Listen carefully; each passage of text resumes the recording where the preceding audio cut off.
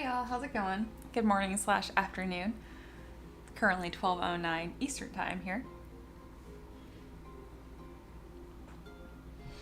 I got a couple different things going on the stream. One, my face is super big now. Obviously not going to be like this the entire stream, but I thought it'd be nice, like every now and then I do Q&A sessions and stuff, and you can kind of, you can see me better. Hey. It's also kind of nice for me to, if I start the stream this way, I kind of slow down a bit more. I don't just jump right into streaming and like sculpting. That way I can kind of let people filter in, all that good stuff. My goal is to get set a better pace for the stream here. And I can do all my checks, make sure my audio is working, that I actually click live, all that good stuff. Alrighty. Hey, Lois here. Hi, hi. Wolf says, oh my god, I got back from lunch and it's starting. Good timing. Dragon says, I'll bring marshmallows and graham crackers, but I only have gluten-free. Gluten-free graham crackers. Is that actually any different? Actually, it should be. There's so many things that are advertised now as gluten-free that never had gluten in the first place. So it confuses me sometimes. I'm like, wait a minute, I should think about it. Wolf says, I just realized you made one of my favorite models, which is Frog Guy from the Cursed Forest pack. Oh, really? Yeah, that was me. Cool, cool. That makes me happy. That was from a while back, so that means, well, if you're a long-term fan without even meaning to be, I guess. Alrighty, guys. The poll is very close right now. I'm going to do a new thing here that you guys are going to pick what I sculpt on. So I got 3 things up right here, so go pick. Oh my god, Nathan's here! Hey! It's been so long. How are you? How are you? Nathan and I went to college together, so always cool to see you. And then played Monster Hunter as well. Are you gonna play Monster Hunter Wilds? We should play together. That was super fun. Oh, cool. So good to see you joining. Yeah, I'm still making art. Yeah, a little more detail on that. Nathan and I went to Fresno State together and got our degrees in mechanical engineering. Yeah, what are you up to? Like, I assume you're not making D&D models. That's what I'm doing. My husband's sitting off to the side here, so that's who I'm talking to. He's also M3DM. Ricky, you remember Nathan? He's the guy who brought his tortoise to my study in the library. Yeah, he has I do remember. You know, because he has the cool car, or had. I don't know if you have it anymore. What was it called? It's a blue one. You probably remember. The Civic Type R? That one? I knew he'd remember. Like, Ricky's not great with names or faces. No, I knew my grandparents' car before I knew them. But I knew he thought your car was really cool, Nathan. So yeah. Hello says everyone is here. Yeah, no kidding. This is a good time. All right, the poll is Storm Sorceress is winning. Great, that's already on my screen. They're pretty much done. I'm gonna get them right post processing, and then we'll move on to the next one.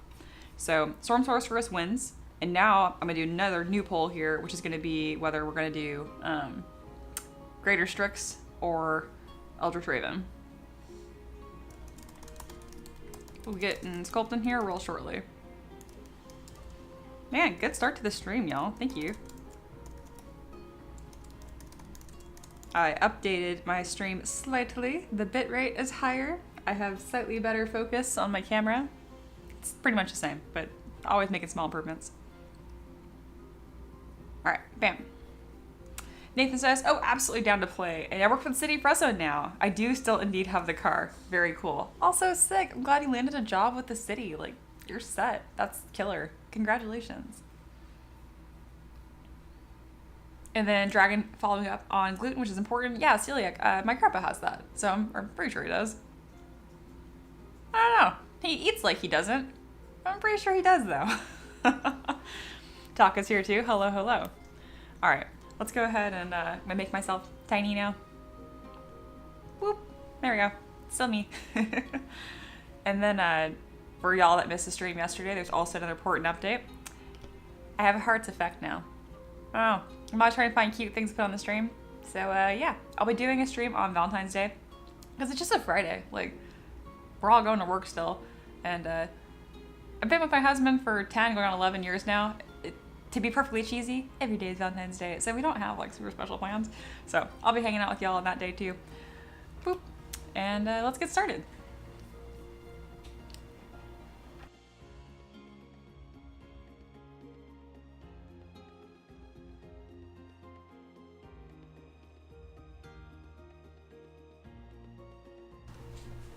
Alrighty. Wolf says, Monster Hunter Wild Discord time would be fun. Still thinking if I want to get it or not. That would be super fun. I'm totally down to play with you guys. Dragon says, my brother got me Monster Hunter Wilds. Ooh, that's exciting. Yeah, so it comes out in 2 weeks, I think. Pretty sure.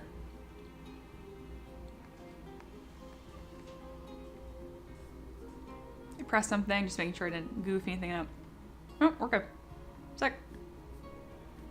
Alrighty. We're rolling. So yeah, we've got 2 poses here. This is a Storm Sorceress is what I'm calling it and what it'll be called in the Patreon library. Oh, there's 50% off on Patreon right now, which I've never been able to offer before. There's now discount codes. So if you want a Screamin' deal, you know where to go. The code is love, because it is the month of love. And I love my community. Alright. So this needs to get post-processed, and the way that we're going to handle this is pretty much take each of these individual pieces, like her mask, her hair, her body, they're all different pieces. And so where those meshes overlap, that's where you get like unnecessary polygons, you can get holes, issues that cause, 3D printing problems or your slicer to scream at you. So we're gonna remesh all of that down, lower the poly count so it's not just some giant file you have to download, and then we're done. So that's what we're doing right now. Hey, Voxel's here. Hey, welcome back. Aloha says, Monster Hunter Wild is gonna be so cool. Can't wait for the inspiration models you do create from it. And it's very true. I'm always pretty influenced by the games that I'm playing, and Monster Hunter Wilds will be no exception. I played a lot of Rise, but if I had to pick a favorite, it'd still be World. I just wish Rise looked like World. I don't understand why Rise came out on Switch first. I bought it on Switch because I didn't know it was coming to PC, and I will say I was a little salty when it came to PC. I'm like, I wouldn't have bought it on Switch if I knew it was coming. But you live and you learn. Not a big deal. I still think Rise was a ton of fun, and I'm excited to see what they do with the weapons and stuff. Since a few of you guys do play Monster Hunter, if you don't mind me kind of focusing on that for a bit here, what do you guys main? Personally, it's Insect Glaive. It's always been Insect Glaive. I've kind of dabbled with like, what is it, Switch Axe or whatever. The one that's like, to me, very complicated with the vials and stuff when I actually want to like think about what I'm doing. But I always end up going back to the Insect Glaive. What can I say? I like critters. I like monsters. Dragon says, I'm going in completely blind almost. Same, I just know it's a Monster Hunter game, and or I don't know if you mean like you're new to the series. If you're new to the series, that's wild. That's really exciting. I am not new to the series, but I haven't read anything about Wilds. I just know I'm gonna like it. Yeah, so I'm just gonna get it. Dragon plays Switch Axe. Cool. Wolf says, World is great. I'm Hunting Horn main. No kidding. Wow, there's like, we found him, guys. The last unicorn. The one guy who made Hunting Horn. That's so cool. I tried playing it. I actually like the gameplay a lot, but I am a fashion snob, and I thought most of them looked too bulky, and it wasn't pretty enough. That's why I didn't pick it. It is really, really cool though. So you must play primarily online or like support roles. You know, most games that are online, I main like support type weapons too. I don't play a ton of online with Monster Hunter. No real good reason. Nathan says, Bo, 100% forever. Yeah, I did a run with Bo on World, start to finish. That was a lot of fun.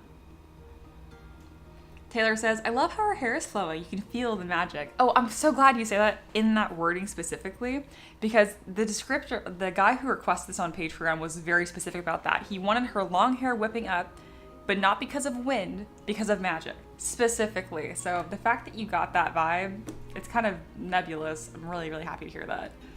Taylor, you always have nice things to say. Aloha says, Insect Blade for World and Dual Blades for Rise.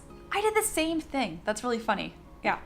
My first run through of Rise was also Dual Blades.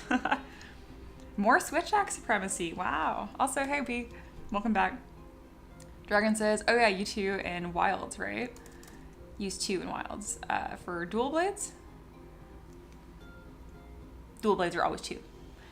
Wolf says, I'm a lonely Hunting Horn main, but I love it so much I can never switch. I'm a support player in almost every game. Final Fantasy 14, I'm a healer and Overwatch healer. Yeah, I played a lot of Overwatch, and A fucking great support main. Oh my god, and people are so mean in that game. And I was like, I never play chat because for lots of reasons. But I actually stopped playing Overwatch. I got so spicy about it. And it's just once they made like the stats, like they're public. They can see like who's healing, who's not, that kind of stuff. And they will always complain no matter what. I'd be so salty about it too, because I'm like, I have the highest heals and I'm not just dumping them into the tank. I'm taking care of everyone. I played a little bit of Overwatch 2. It was fine. I was already so salty about it. And now there's only one tank in Overwatch 2. It's like, I just like can't keep them alive. It was a nightmare. So yeah, I don't play Overwatch anymore. For the first time I've sworn on stream. And that's why I don't play Overwatch anymore. Anyway. Let's see. Nathaniel says, yes, in Wilds you get 2 weapons. You can switch up your range utility. Oh, in Wilds. I was so confused. Duh. I keep thinking about Riot. I don't know why. I'm like, no, I'm pretty sure you have one. You have Silkbind, like that weapon, like skill swap out. Oh, interesting though. I'm excited. See, I know nothing about Wilds. I just know I'm going to buy it. So that's cool. Wolf said, I played Team Fortress 2 Highlander and was a medic main. Rough. Voxel says, ooh, thankfully Marvel's killed Overwatch. It did. I have played the demo, or not the demo, but like, because it's free, but like just played around in the training area for Marvel Rivals, and it was fun, and I'm like, oh god, it's just gonna be Overwatch again. So I have yet to play a single game because I have so much free time. I'm so happy and even. Yeah, so I'm gonna not play it.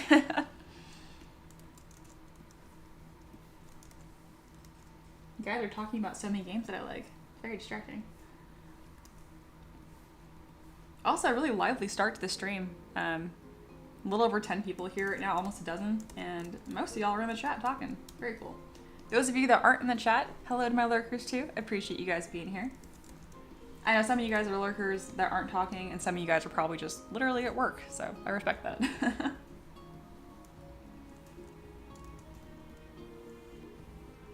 So I'm merging these pieces kind of one at a time. I don't do them all at once because if one of these meshes decides to throw a huge fit, it's very hard to find out what mesh is causing a huge problem. So I just take my time, do it one at a time, delete any weird groups, and just keep steadily lowering the poly count as needed. It's a really peaceful process when it goes well.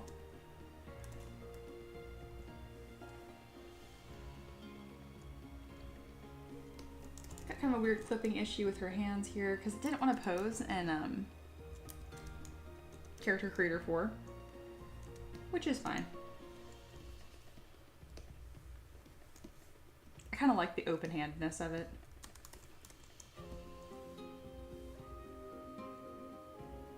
Voxel says, I have ETO say Rivals is actually done a surprisingly good job in every aspect of the game. It doesn't hurt that the aesthetic is great. Yeah, it is a fantastic. I mean, it's cool. It's hard to go wrong with it. I was shocked they even had Squirrel Girl. I was like, what? This is so cool.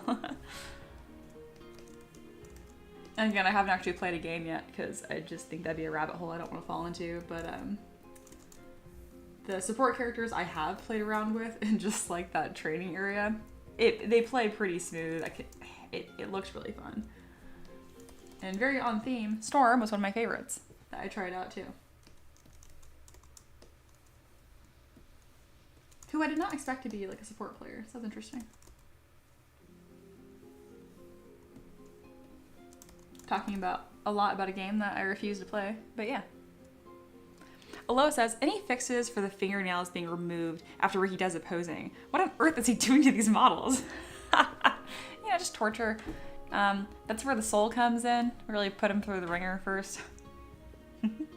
B says locally, wow, Loki is easily my favorite in Rivals. I didn't play around with him, but I did read through like his ability list. They're pretty cool. Alright, I don't want this gap here on the tabard. Just goofiness of 3D printing we can avoid. Kind of scoot that over, and we're fixed.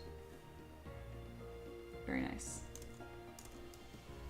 Yeah, this is going swimmingly. No major issues. I like it. We're gonna turn off perspective so I can come in with my mask pen, and then we can make sure the bottom of this is perfectly flat. The reason I care about that is because this is going to be a tabletop miniature, and I don't want this to be uneven. All right, see, like this goofiness. I mean, I don't mind if it comes up right here, but if it does, it needs to be more intentional about that.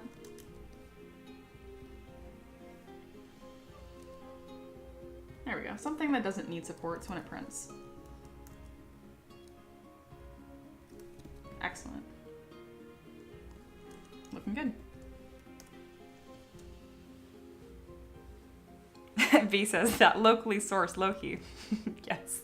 And then Storm is DPS. Is she? Oh, she was. No, she is. You're right. The one that was ice skating around, I think it was Luna. I tried this a couple weeks ago. I don't know, the way Storm, like, the way that character felt, though, felt more kind of like a flex roll almost, where it does some of both. I don't know, it was neat. Hey, Zachary's here. Hey, I think that you're new, so welcome. If not, that means you just have a different profile picture. I don't recognize it. Zachary says, personally, I was sold on Rivals because I saw they have flying characters. Yeah, it's super cool. If I remember right, like, I think it was Storm. Again, man, maybe I do need to play this game. You guys are all playing it. Dragon says, I like Moon Knight and Mantis. I haven't tried the other healers, though. Goodness, everybody here plays this game. Huh. That's cool. That's very cool. I think I'd have more fun if I was playing people that I know. I'm a really good support player, at least in Overwatch I was, so.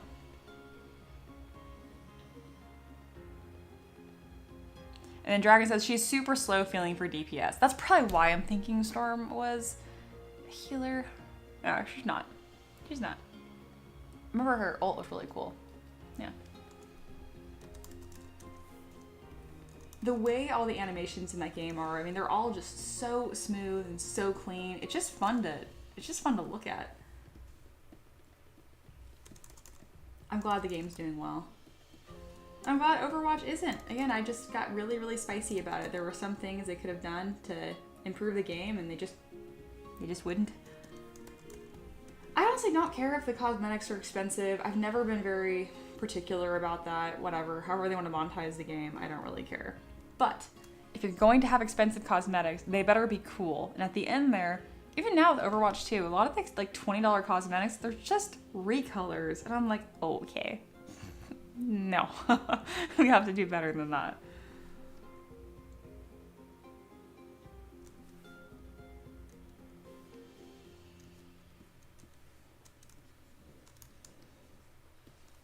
I don't want you guys to think differently about me, but I was specifically a Moira main. And I wasn't just like DPS nonsense. Like I played both roles, but God, she's such a bad rap. Like, oh, it was rough. It was rough. I also got surprisingly good at Lucio. I just don't vibe with that character as much, but that was the one I was arguably the best on. I had the best win rate on. I just, meh. Taka says, oh, you guys are talking a lot. I'm missing it. 1 second. B says, I need an M3DM Rivals night. That'd be fun. And like, seriously, I would love to play with you guys. Maybe I'm really thinking about this. I'm gonna think about it. Voxel says, I see you playing Jeff in the future. Who's Jeff? Jeff. Yeah, I don't know which one Jeff was. I'm thinking. Was it a support player? Is it the shark? I didn't know what his name was. If it's Jeff, that's adorable. And yeah, I can see that. Nathan says, Storm does buff for speeds. Okay, it was a buffs, yeah. Or damage to teammates and her attacks go through enemies. So I was thinking of Mercy, that's why. One of her attacks depends on the buff you give your team. She's definitely flexible support, but no healing. Gotcha. Taka said Blizzard was really screwed up Overwatch. It was super fun for the first few years. You know, I never even played it. I just kind of played in the beginning. I really joined Overwatch towards the tail end there. And I enjoyed it then, too. And I was really optimistic for Overwatch 2. I liked playing as Kiriko. I thought she was a lot of fun. But yeah, it just didn't work out. And then B saying boo. Boo her right now. I don't know what I'm talking about. Although it says they fixed a ton of Overwatch problems. They focus heavily on non-predatory monetization and also fixed the issue of one-shot sniper characters by introducing charge mechanics on them. That's great. That is really good. Which is tricky though, because some of them are supposed to be one-shots. So like that's the whole point of Widow. I don't know. Oh, ZBrush, what are you doing? It is Jeff the Land Shark. Oh yeah, I could definitely see that. Yeah, I pick up Jeff.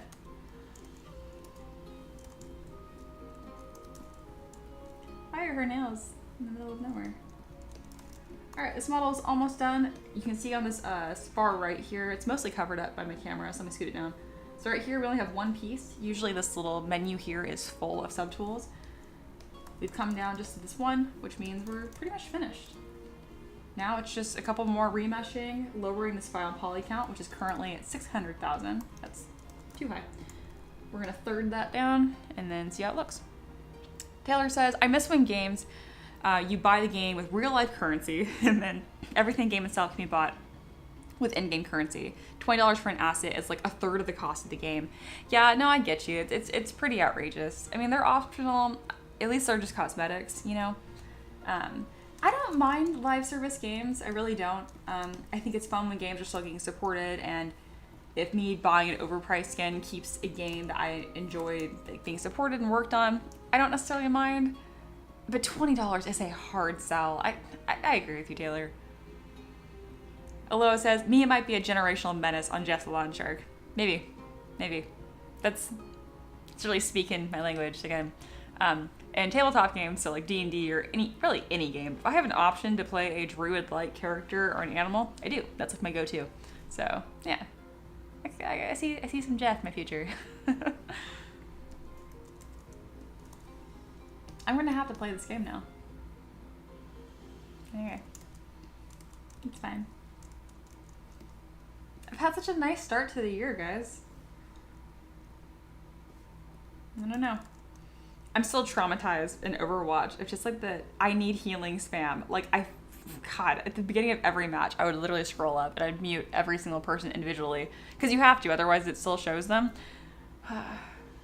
Goodness. God, why did I play so much Overwatch? Oh my goodness. There's something about it, like an online multiplayer game. It fills every single corner of your mind with like focus and intensity, and I just thrive on that level of stress. If I had a therapist, I can feel them being like, maybe don't do that. Dragon says, I need to work on my Star Wars joke campaign after I finish school today. That sounds like a fun, like, after work thing. That's cool. Voxel says, 2 weeks later, we'll see you hollow-eyed. Probably. Just know that you guys were directly to blame for it. Oh, I didn't set a timer. I've just been hanging out with you guys. I have a timer off screen, so I don't just, I mean, I can talk the whole time, and I do, but I also have to get stuff done. And the way I do that is having this timer go. Sweet, we're still on track. I mean, I make the schedule, so we can't really be off track, but you know what I mean. Aloha says, he's super fun and cute. His ultimate is a selling point, though. He dives underwater and comes up from below, swallowing everyone in the hitbox, both allies and enemies. Really? Like, does it heal enemies and damage, or heal allies and damage enemies, or does it just eat everyone? Very interesting.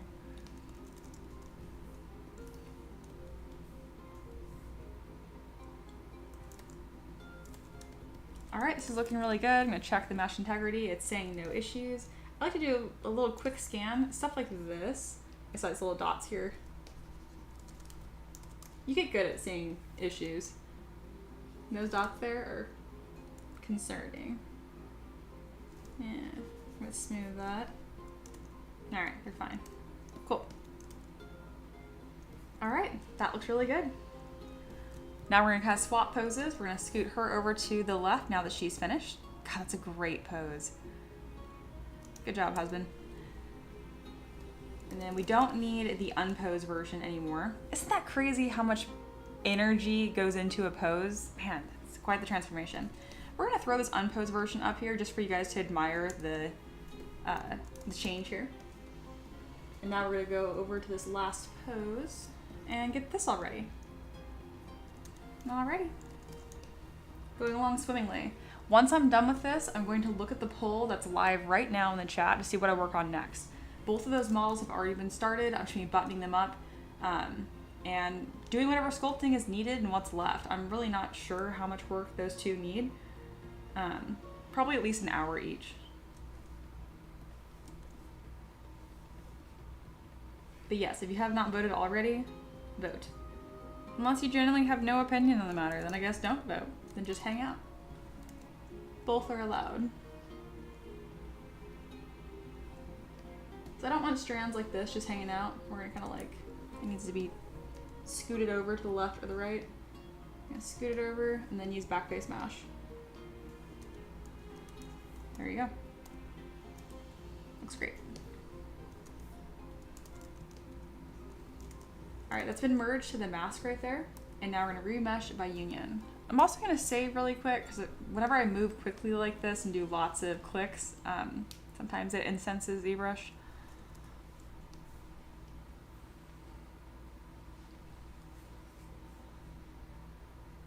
Dragon also did a little autocorrect. Rivals. Rivers? Spell check? Really? I know, but spell check's always trying to help. Aloha says it's really fun and satisfying. It sounds like fun. B says, yeah, but now it always turns to like 3, let's be honest. This is true. Though, I mean, that is why I have the timer on the offset here. This is my full-time job. Time is money. It's kind of like a personal game to me to see how quickly and high quality I can work. It's just a perpetual problem to solve, and I just think it's really fun. So, even though I can seem distracted at times, like chat with you guys about video games for 10 minutes at a time, it's all calculated.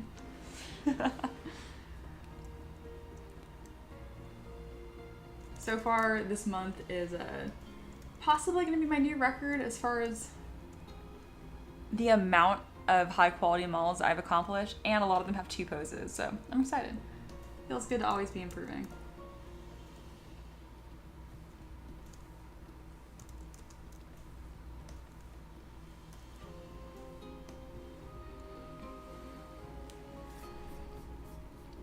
So I'm curious, I can see a lot of you guys are gamers here, which is not surprising. I mean, a lot of us like fantasy games, tabletop, grimdark, whatever. It kind of covers that whole territory. They go hands in hand. How many of you guys actually 3D print? I'm kind of curious. I know 3D printing can be really intimidating. I know a few of you guys are very new to it. Taylor, I'd be interested to know if you got your printer up and running yet. Whenever you do, you're gonna run into problems. It's just part of it. Never forget that you can always ask for help, either here, my Discord, or just good old Google. B says, I still don't know how you're that fast. I'm still on the bloody ogre guy shipping away. I really take it seriously. It's definitely not an accident. At my like peak problem solving, again, a reminder, I am still an engineer at heart, and I just see it as a really fun problem to solve of like, where is that perfect intersection point of max creativity to minimum time spent, and where does that overlap? So that's kind of the goal. So I really just kind of, I time myself and I see how long each section of the model took, see what took the longest versus the final impact on the model, and then keep reducing that. So that's the game. Hello, thank you so much for the donation. Hello says, for me it's Jeff the Landshark Incognito Dolphin Skin Fund. That's very sweet of you. It's also your 3rd donation. It's cute that it tracks it. We're gonna now have some confetti. Unless you prefer hearts. That's now we're doing confetti. Thank you very, very much. I do have a goal today that there are 5 donations of any amount. I'll stream for an extra hour. So we're a 5th of the way. Woo.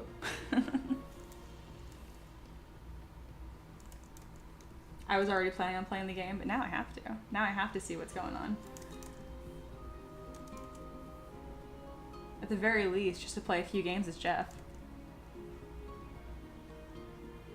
And then Dragon says, play what? Marvel's Rivals. And then B says, I do about 3D printing. Ataka says, I do, I hate, and I love it. That truly is the essence of 3D printing, isn't it? And then B is talking about the process of art. So B is also a phenomenal artist. And they say, I just find myself nitpicking everything. It's a perfectionist brain without a perfectionist outcome. Which is true, because that's not possible, right? So I know you're not one of my students, but I'm going to student at you anyway, or teacher at you anyway. I think being a perfectionist is, no one says it like proudly by any means, but I would take it even more serious where it's kind of like it's a bad habit that you got to stop. And the easiest way to stop it is to stop judging work that isn't finished. That's the biggest thing. So that's where your nitpicking, the perfectionism comes in. What you can do is you can set a timer for every 30 minutes, and then you're allowed to step back and evaluate your work, right? You can have a intentional art critique session, right? If you have a hard time being too self-critical, you can always call on a friend, someone that likes your work, that kind of stuff. That can be nice too. But I would just limit how often you review your work, honestly. It sounds like a simple fix, but it works. Hey, Nerd's here. Hello. Speaking of students and teaching and stuff, that's one of my students who also recently overcame a very tricky assignment. Very proud of you, Nerd, for doing that. I know you're out of touch for a while. It can be so frustrating to come back to a software and feel like you don't know how to like move or do the simplest things. I've had plenty of people that, they kind of give up at that point. They're like, you know what? I don't have the time for this. This is frustrating. And they quit, which is understandable. Each time you don't quit, though, you've improved even more than you can imagine. So much of creating art is a mind game. It's ridiculous. Dragon says, oh yeah, not too much though. And I assume Dragon's talking about 3D printing as well. I'm kind of balancing different topics here. And then Nerd says, thanks. Yeah, no, it's impressive. We're celebrating. And I know some people that can come across as like patronizing. It's like, well, yeah, I just did my assignment. I'm like, nah, there's so much that goes into it. And like that frustration behind it is very, very real. Yeah, Aloha says, let's go, Nerd. Great job. Yeah, no, seriously. I'm going to put some hearts up. We all are sending love your way. Mostly because I think it's fun they have these effects, and I'm always looking for excuses to use these effects.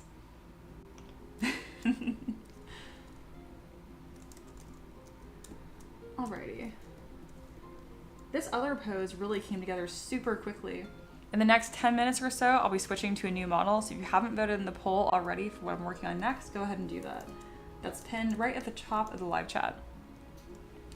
Wolf says, perfectionism is like drinking poison from your mind and expecting your art to be as good as the poison you take. Weird way to phrase it, but yeah. I like that. I like that a lot. I like that. I think I've heard a similar sentiment about anger. It only hurts yourself or whatever. Taylor says, one way to avoid perfectionism is by not focusing on design ideas you feel very particular about.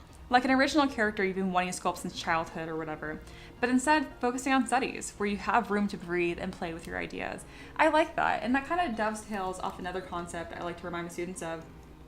Never be too attached to your work until it's done. Be very, very flexible. Don't be afraid to delete whole sections. Like this character here, this mask thing that she has, went through a couple iterations, and I had no problem working on it and just, I'd be like 10 minutes in, I just delete the whole thing and restart. I find that restarting from scratch is a much more beneficial skill to have than reworking stuff, which goes right in the face of perfectionism, because it's just like, I can try this, I can pivot and keep it fun. Don't delete your work out of frustration, but just iterate, have fun, keep it light. Aloha says, next stream, the Jeff Blanchard effect is going to be on screen. Probably. I've already thought about trying to rig up some animation effect with a transparent background where I have a black cat that kind of just walks around the screen. So we'll see. And Taylor agrees, saying, oh yeah, I start from scratch so often. Yeah, it feels good, and every time you do it, you're really kind of clearing your mind artistically too. Yep, it is a part of the process. I could not agree more. Taylor is also a very talented artist, so a lot of good people here sharing good advice from an experienced background at that.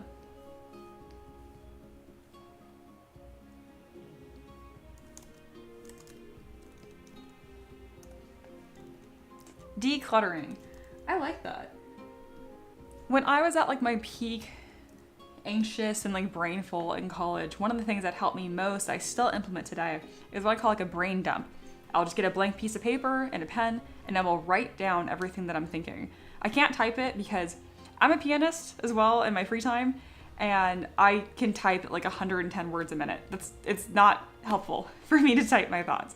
Writing it down is actually helpful in slowing things down. And they've actually shown studies about like the mechanical nature of it is more helpful. But anyway, that's kind of going that same note there of like decluttering mentally. And it goes a long way. Your brain will thank you. And it's so much harder than it sounds. If any of you guys have actually tried to meditate, truly meditate, which is clearing your mind, it's not about... It's kind of like about thinking nothing. It's like tuning in to the point where it's just silence. It's very challenging.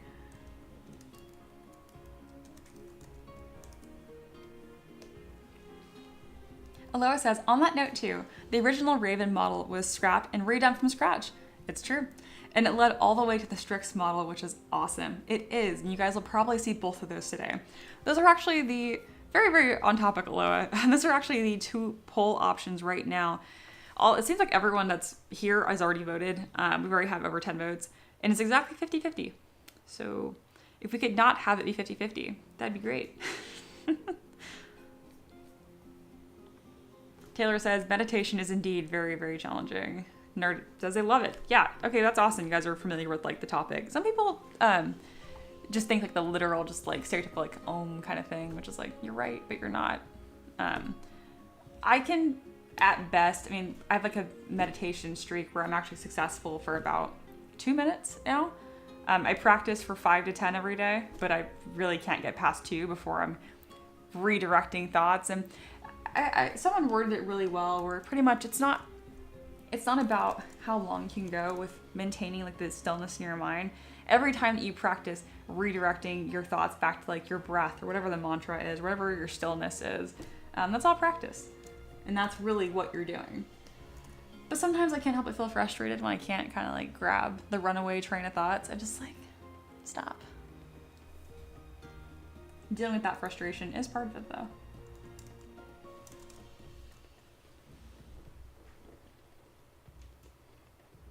B says, roll a d20. I will do that if it stays tied. I like it. Yeah, 1 to tell me Strix and 11 20 Raven. That's exactly what I'll do if it stays tied. Wolf says, meditation is one of the hardest things. I wouldn't say meditation is clearing your mind, but it's that letting go of a feeling, of a thought, or of an idea. That's true. For me, it's stillness, which feels like clearing my mind. But I can't visualize nothing, because then I visualize white, and I think of snow, and then it kind of like, avalanches from there, so to speak. Mad ZBrush. Nerd mentioned sometimes those thoughts are part of meditation. Absolutely, and think even at your most calm, it's still going to be part of it. I think everyone kind of has different goals for that as well. For me, it's like true nothing, like a still pond of water, kind of just no ripples. That's what I'm aiming for. That's also why my like greatest streak is not even 5 minutes. It's like 2.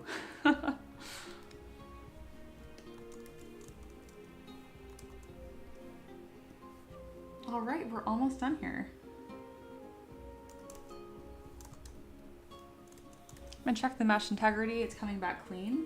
Let's see if I can get this down to 200. And I'm gonna re-loop back to our action pose, and I think I can reduce the resolution a little bit more even. So I'm gonna zoom in here to make sure I'm not losing important details. Yeah, I probably don't wanna go a whole lot lower than this. I can try out 175 and see. B says, I gotta take off, focus on the ogre for a few hours today. Catch you later. Thanks for tuning in. I'll see you next time. Also, I'm excited to see that ogre when you're finished. I'm excited for this stream because I have so many models that are like on the verge of being completed. So, always feels good to get a lot of stuff done.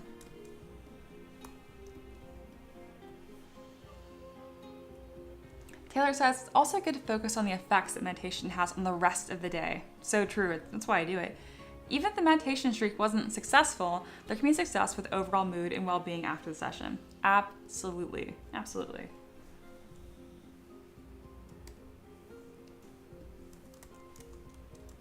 especially on days where I have a lot of energy and drive. Like, I just want to like go, go, go. Those are the best days where I'm like, you should probably slow down. That's kind of like my New Year's resolution is to take my time. And I mean that literally, to try to take as long as possible to get anything done. Because I don't want to describe like I'm in a perpetual rush. I don't know. Sometimes it's easy to get caught up in momentum of the day and you're just always going. It's like, it's so important to like bring it back and just relax. Those are the moments where you breathe and you actually live, you know? Like you hear that saying like live in the present all the time. Actually doing that is quite difficult. I think I can bring this one down to 175 as well. When you have this many models, it is nice to reduce these files even by a few megabytes. I like it. It feels more efficient. 165.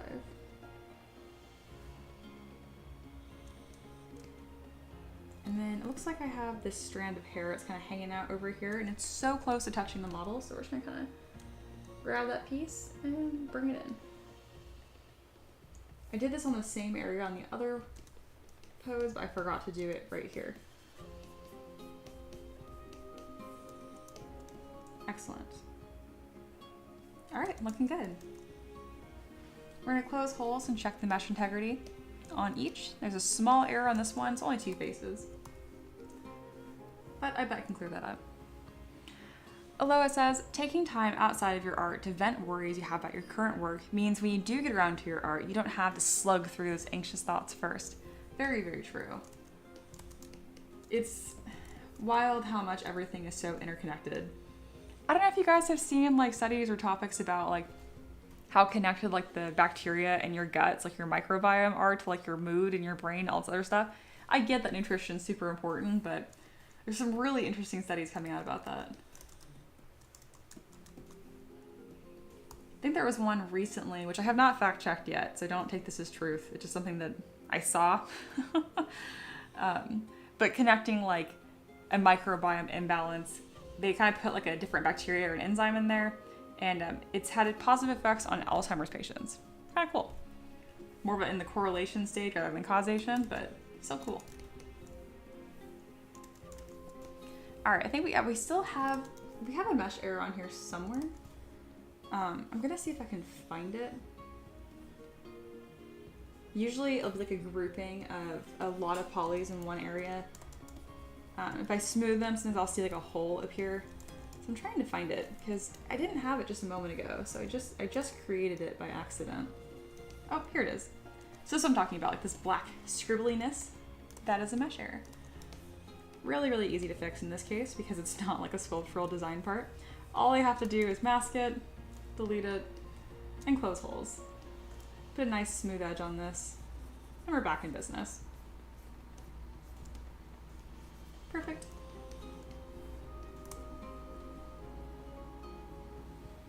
Hey, Mikey's is back. Welcome back, Mikey's. Hi, everybody. Yeah, we're talking about all kinds of stuff today. Kind of talked a little about art, a lot about Monster Hunter Wilds coming out, and then Marvel Rivals, and then most recently talking about meditation. And then I brought up gut bacteria and brain health. If you have anything you want to add to the topic of any of those topics, feel free. There is a poll running right now to decide what I'm going to work on next, and I am really close to being finished with this model, so your vote would really matter. Oh, looks like Greater Strix is just barely in the lead now. We were perfectly 50-50 for quite some time.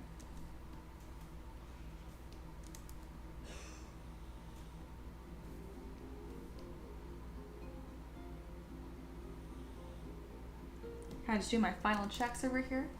We're gonna close holes and remesh one more time because I like to be really thorough here.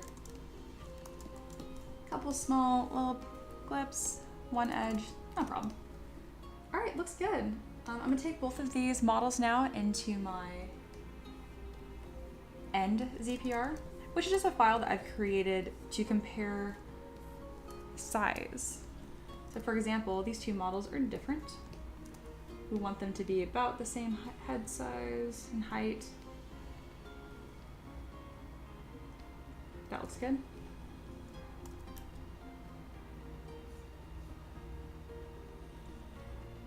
Excellent. Aloha says, Greater Strix and Joyzers rise up, because that's currently winning. They both will get worked on and finished. It's just which one's next in order. The Greater Strix is coming out very interesting. If you guys haven't seen what that model is, vote for it. You'll see it soon. All right, and pop these in here. Merge down. You'll notice that I rotate them 90 degrees here. That's because ZBrush actually has a different inverted Y and Z axis. It just means which one's considered up. I don't know why ZBrush is different than everyone else. It's kind of like how Americans were on Imperial and everywhere else is metric. It's kind of like that.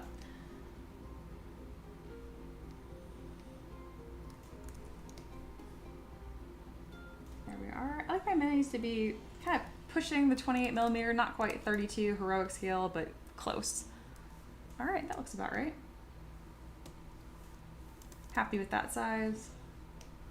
And now let's bring in a base. I might make a custom base for this, something with spell effects. It just, her dress takes up so much of the base that it kind of discourages me from spending time on a new custom base. So I'm probably gonna pick something that's almost kind of desert-y with a few rocks, and that can be painted as either snow or sand or anything but dirt, really. Ooh, I can do the glyphs with stones rimming the edge of it. That'd be kind of interesting. And then Taylor says, wait, which one is up in ZBrush? Honestly, I do not remember. There's usually a little preview right here, like a camera. I have it hidden, and I've had it hidden for so many years, and I don't know where it is. Where is it? Yeah, in preferences, there's a lot of things here that you can adjust. Like, for example, if you want, you have this head, there it is. That's the axis. They're not labeled, so I don't know. If I turn the floor on, maybe that's labeled. I think it's Shift P, yeah. Alrighty. Well, there's the axis, and as you can tell, it's still not labeled. So I don't know. I just know that here's the floor. I have it facing the floor in that 90 degree rotation to translate correctly to other softwares. Whatever. Not great to ZBrush, just being silly.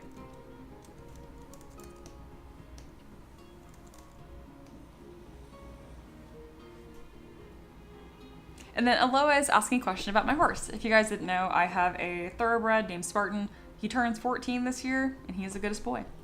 Aloha asks, if you get your horse a friend for your current one, do you have to worry about them potentially not liking each other? Absolutely. He's a jerk.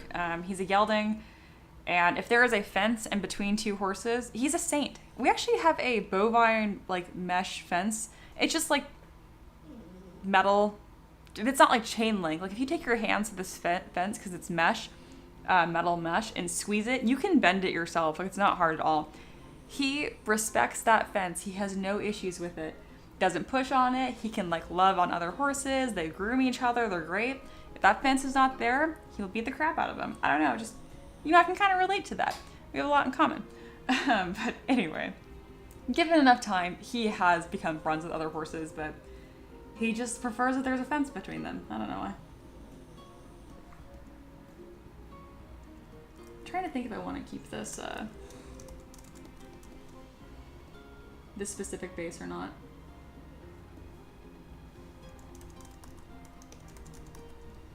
Yeah, currently I just have one horse and a dog, but in the next year or so we're looking at buying our first house, which is very exciting. Any support on Patreon or donations here or memberships, whatever, technically you're helping me buy my first house, so thank you.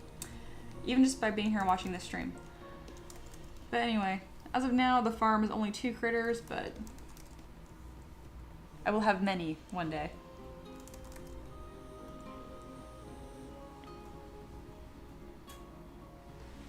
Taylor says, I can't see it. Blue means Z, green Y, red X. That's universal across all programs. That's true. Blender Z, Houdini's Y. Yeah, I can't remember. The colors were up, but I don't care enough to go back. It is funny that they're all different though. And then Aloha says based. Well, they're talking about my horse being a jerk or the inconsistencies across 3D programs. Either way, I agree. maybe like a little cactus. Something about it feels kind of deserty to me. My dog is falling into deep, deep sleep now. We're about that hour mark of the stream. So if you guys hear that little noise in the background, it's my dog. He's snoring.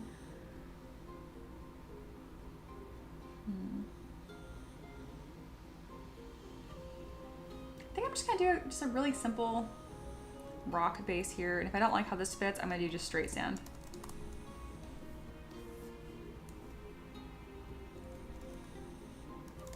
No, I want sand.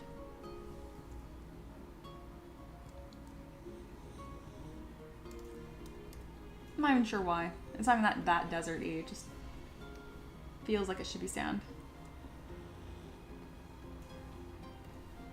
And then Mikey's asked, what kind of workstation are you rocking on? To stream and ZBrush has to be a lot.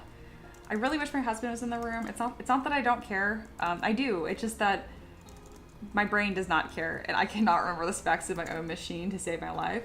But I'm not tech illiterate, so I can just look it up really quick. I have a MacBook. One sec, we're looking it up.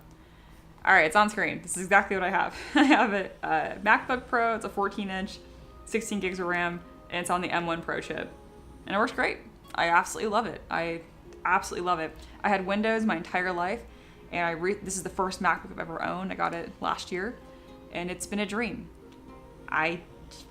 Oh, Windows. Windows just loves to update while I'm using it. It loves to cause problems. It likes to advertise OneDrive to me incessantly. I'm very happy to be away from Windows. Mikey says, are you guys building on the land or are you just buying a house somewhere else? So currently we live on a just shy of 2-acre plot, so it's not quite enough to build a house on, or just shy of an acre. I think it's 0.93. Anyway, but also my housemates are here, so we're really living with them, technically. And yeah, we're kind of excited by our own place. It'd be cool to build a house. We make good money. We do well for ourselves. We don't make that kind of good money to build a house. Also, I really want a small house too.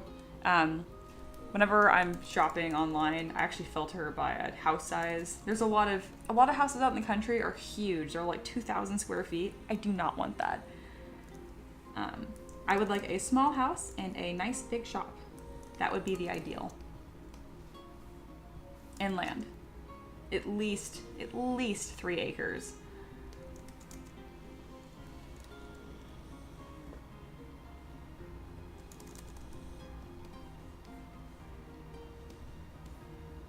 I never imagined that this job would grow to the point where we could not only do it full time, but you know, that we could like afford a house. And when we were in California, I was like, oh my God, we're gonna have to rent for the rest of our lives because there was absolutely no way we're gonna afford a house. So it's been a really good year. Moving to Tennessee has brought us back a lot of hope.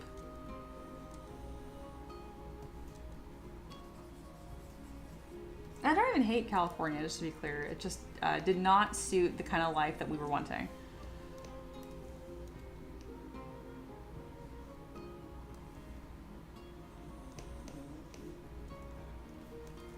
All right, this looks good. Really making sure that this doesn't have any weird gaps at the base.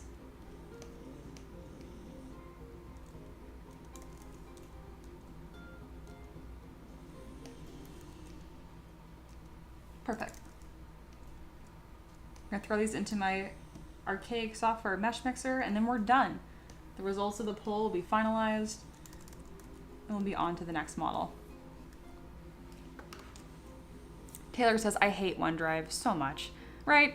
And that is one of the biggest reasons why I departed from Windows. Every time that it updates, it tries to sell you freaking Microsoft Word package, whatever. I'm like, we all use Google Drive now. Please go away. Nerd says, I grew up on Mac, but I had to learn Windows to do SolidWorks for work. That makes sense. Nerd says that area of Tennessee is so beautiful too. Yes, for those of you who don't know, I live in East Tennessee, specifically just outside of Knoxville. The town that I'm in is tiny, so I won't even tell you guys what town it is because I would like dox myself. But yeah, It's absolutely beautiful out here. We have been looking at Southern Kentucky as well. We're not state loyal as of right now. It all feels new to us, but East Tennessee has been such an absolute treat that probably just gonna stay in this area. And then Taylor shouts out to Nerd saying, hello, fellow cat guy. Yeah, both of you guys are talented folk.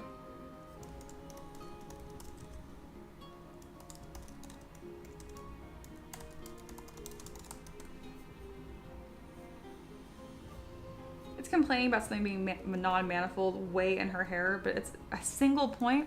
Not worried about it. It might give Litchi a heart attack, but it's not going to have any problems printing. It's just going to complain. I think the other model is squeaky clean.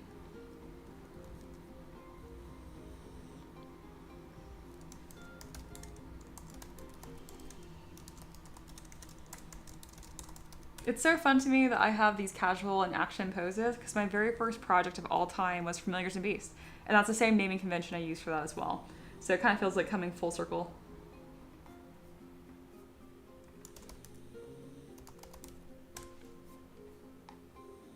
All right, those are all complete.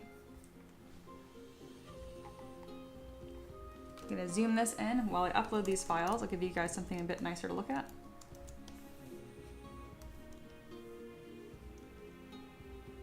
There we are. If any lurkers here have any questions on the process, just let me know. Taka says, I really don't like Apple. It seems so simplified and less modifiable. No clue if that's actually true, but it feels like it. That is true. It is hard to get into the back end of it. But I didn't care because it just works. So I never need to get to the back end of it. That's kind of the win-win. Taka says, also, it's super expensive. With that, I actually disagree, shockingly. God, it's so frustrating with Windows. Like Ricky and I built, so our gaming PC is great. That runs on Windows. That's fine. But we got like really high spec laptops that were a couple $100 cheaper. But for like a $200-300 difference, I mean, that was at most.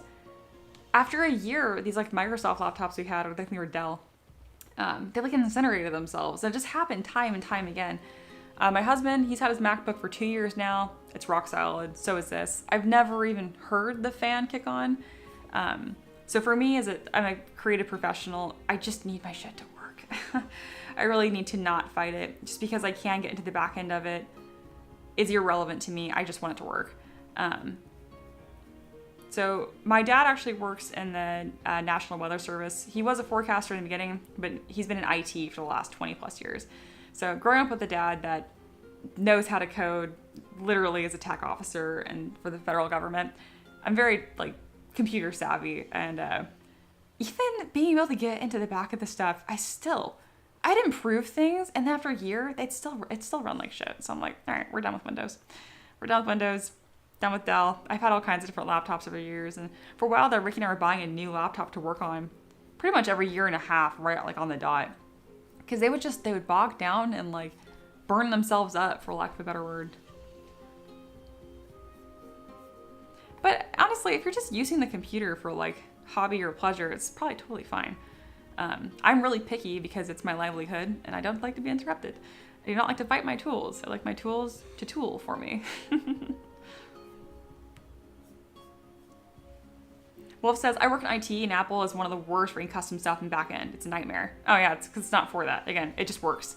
If you want to get into the back end of it, you're just not going to. You really can't. That's the big thing. I mean, most, like my MacBook here, you can't even like crack into this. You're not going to replace the RAM. You're not going to replace anything like that. It's all soldered onto the board. Taka says, okay, yeah, maybe not for laptops. I also hate laptops. Very fair. And I'm also asking a lot of it at a time. Nerd says, my best experience with Windows has been running on a Mac. That's hilarious. That is just like operating system, like Inception. Beautiful. At one point I had a Chromebook and I had a dual OS in there. I also put Linux on it. No, that was pretty cool. Taka says, phones and desktop. I'm Android and Windows. Laptops, if I ever had to get one, maybe Apple. That's fair. And then Aloha is asking, Taka, where is your profile pic from? I'm zooming in. Yeah, it looks like some sort of alpine something.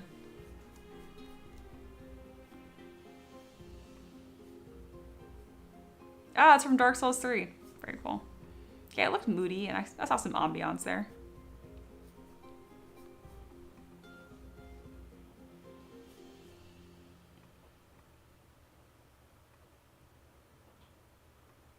Voxel says, I'll have to say I have had 2 Lenovo Legions and they've been good without any issues. Well, good. Knock on wood. Aloha. Oh, I thought so. Nice. Very cool.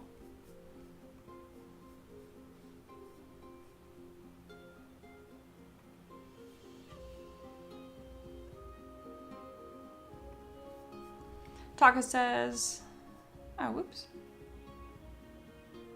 No. 1 second. Taka says, praise the sun emote in the final boss arena. Very cool. Yeah, I never got through Dark Souls. I always wanted to. I just awful at those games. It feels like having to have a part-time job.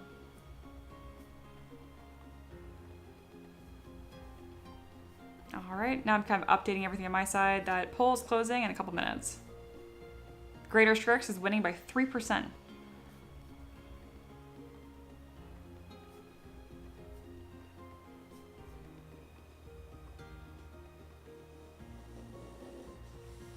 Okay, good. So hi Cheese, welcome back. Wasn't kicked out, good. Nerd said, also Windows Pros works better than Home. The difference is annoying. I'm actually not even familiar with that difference anymore.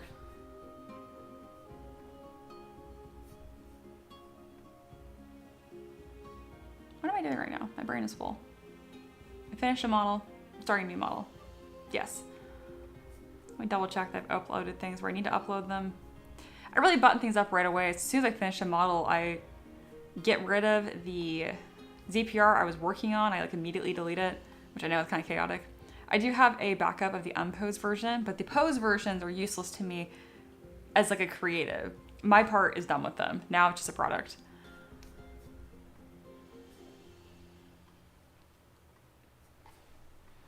All right.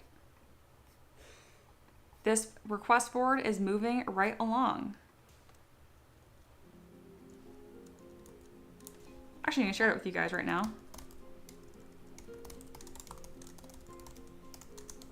All right, request board update. Boom, that should be a clickable link for y'all. So yeah, that's my Patreon request board. I'll actually throw it on the screen as well. And that's what we're working on. So I'm just slowly getting through this. There are a ton of requests, which is awesome. I feel very lucky to have this. So every single entry on here, these legendary requesters, these people all support me on Patreon. Quite a few of you guys are actually in the live stream right now. And I'm super honored to have you guys support me. I love what I do. If you have a model you want me to sculpt, check me out on Patreon. I got that linked in the chat, and it's 50% off for your first month. I've never been able to offer that before, actually. That's a cool thing that Patreon started a few weeks ago, actually. So yeah, never been a better deal. And I just love to have you guys part of the community and share your creativity. Then Mikey's asked my tablet. Do you use a Wacom? Wacom? I think it's Wacom. I never can decide how to pronounce it. Yes, I use a Cintiq. I can actually go ahead and move my camera here just for a second and point down so you guys can see it. This gigantic tablet. This is like 2 feet across. But yeah, this is a Cintiq. And it was expensive as all get out. It was like $2 grand. Do not buy this unless you're a professional and you really need that. You can absolutely get by just using a Huon or an XP pen. I've used both. I had a Huon canvas for quite some time. However, this thing has never had problems. I had problems with all the other ones. Again, that extra premium I pay for things is purely because I use them for hours every single day. I'm usually pretty aggressive with that too. Like new students I have, I'm like, do not buy a Cintiq. I don't care if you have all the money in the world. It's not a good value. All right, looking great. I'm gonna end that poll. Thank you guys for voting. The Greater Strix just barely won. Let's bring that up.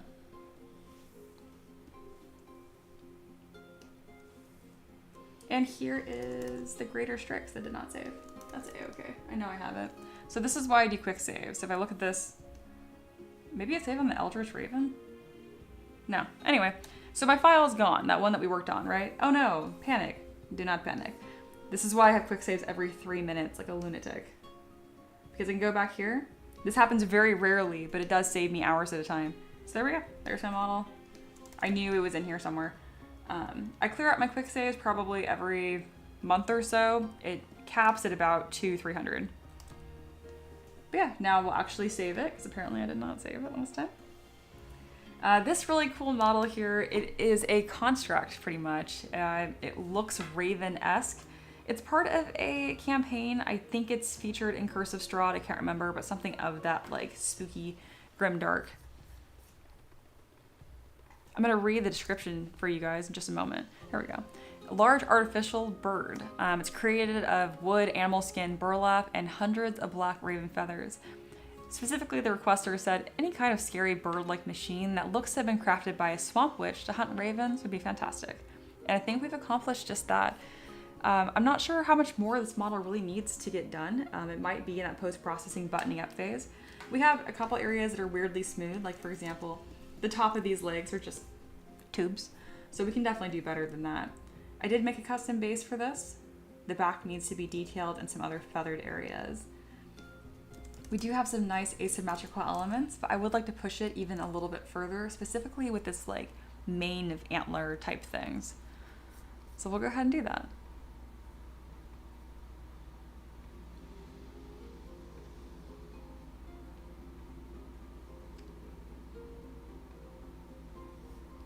Excellent. Gonna set my next timer on here and we'll get rolling. In 30 minutes, I'll be taking my break, but that's 30 minutes away. So let's get rolling.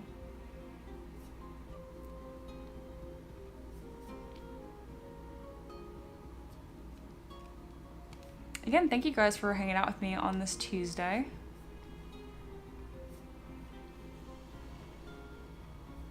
I know a lot of you guys are working on your own projects as you hang out, and I love that. Just a really good time. I'm gonna run through here and inflate some of these edges. The ones on the top aren't too big of an issue. These will print without supports even. But on the bottom, they'll be a little fragile. So it'd benefit me to really have this like puffy feathered mane come up and touch the back of it.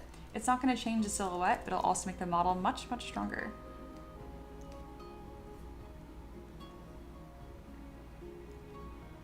So a few of y'all 3D print, or a good proportion of you. I'm curious, what is your favorite thing you guys have 3D printed? Personally, one of my favorites is actually my FDM printer, and I have it right here.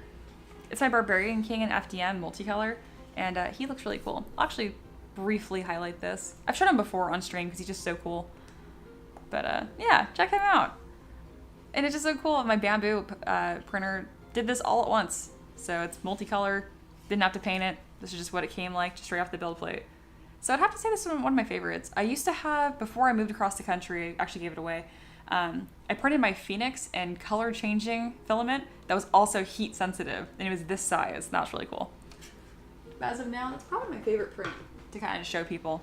I mean, don't get me wrong, I love my minis. This is my cursed mermaid from earlier, but it doesn't have the same wow factor when it's not 6 feet tall, right? Or 6 inches tall. I'd be curious if you guys have like a print that you're super proud of, or maybe it's practical. I have a desk organizer too, sitting here.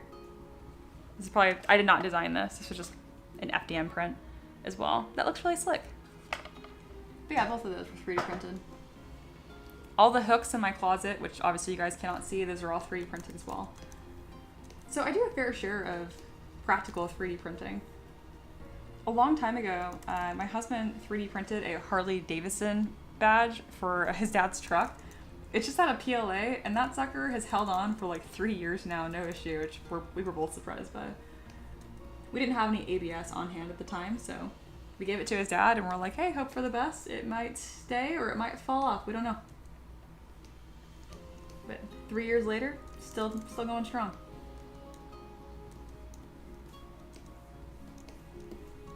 Right now I'm going to detail these legs really quickly. Because they're kind of a smaller part of the model, I'm going to tuck up these details up here.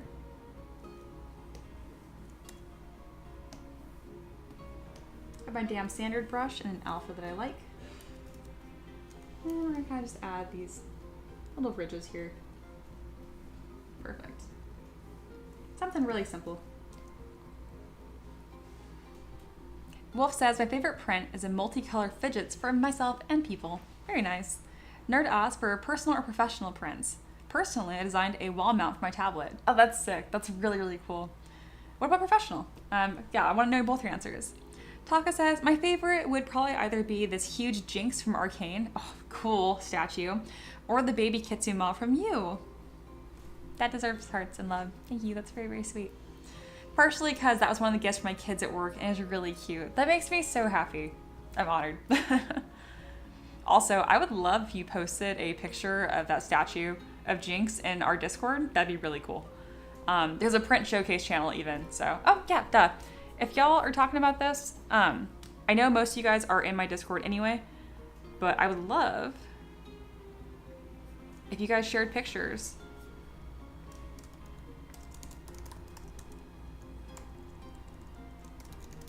You don't have to. If you happen to have the pictures conveniently and you're not already in the Discord, I think all of you guys are, put pictures in the 3D print showcase. I want to see them.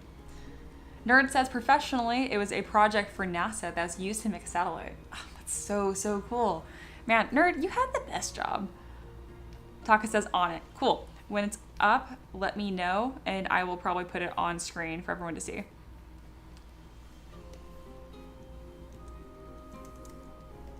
All right, now we're gonna detail these little floofs here. I like using the chisel creature brush and the scale.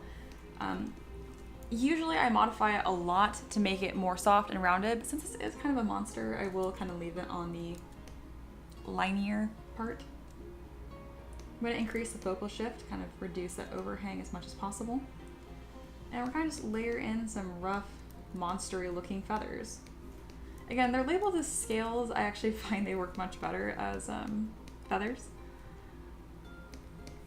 That's the cool thing about ZBrush and art. You can kind of just repurpose things, and just based on the context it's in, your brain kind of pieces together what it would feel like. So in this context, it obviously looks feather-like.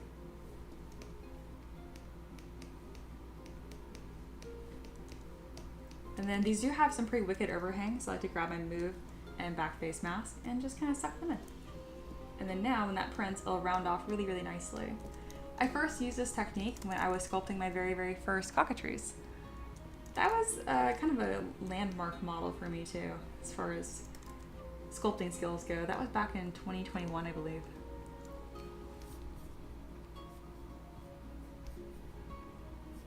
Oh, and someone new joined the Discord too. Whoever DeLuca is, I'm sure you're from the live stream, so hey and welcome.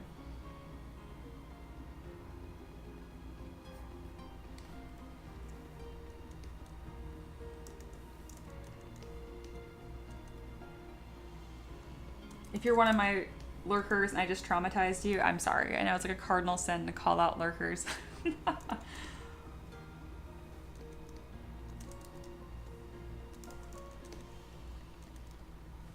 I was gonna add some ropes and ties to this. I actually think that level of detail texture would just be distracting and noisy. So you gotta be careful of finding the balance. Right now I'm adding more volume to these sticks and wings. Very good. And then we need to detail the feathers on the back of the model still. Cheese asked, what are the next two choices? I haven't put that up yet. I'm not sure. I'll do that in just a second. Good question. Aloha says the people await the Jinx reveal. Yeah, it's not up yet, but I see Taka is typing in the Discord. So, you wait. And then I will get that next poll up too. I can either finish the Eldritch Raven or I can start a brand new model. So let me make that votable. Thank you, Cheese, for reminding me.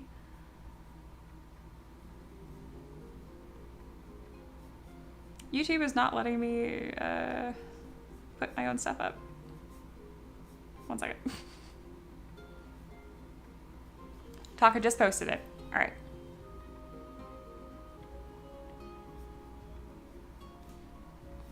And here we are. This is the statue. That's awesome. Very cool. Well painted too. Also, that tiny mini down there, that's from me. That's fun. So yeah, for scale, that mini that he has on there, it's like this size. So the statue must be about this tall. Very, very cool. Thank you for sharing that. Taka says the stand print has failed numerous times by now, so no stand yet. But soon. I expect to see a new picture when it's done. But yeah, cool. Thank you for sharing.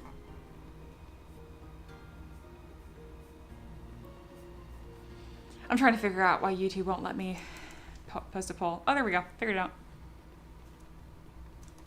What should I sculpt next? Boop. It's Eldritch Raven. Or that Halfling Warlock that literally no one will vote for. It's gonna be so cool, y'all. Alright. Bam. New poll is up. And then Cheese is still on their small band. Yeah, you're posting so many off-topic pictures, y'all. I think there's definitely a limit there. You got no. And Taka, I wish you best trying to get your stand to print successfully. Are you printing it in resin or are you using an FDM printer for that?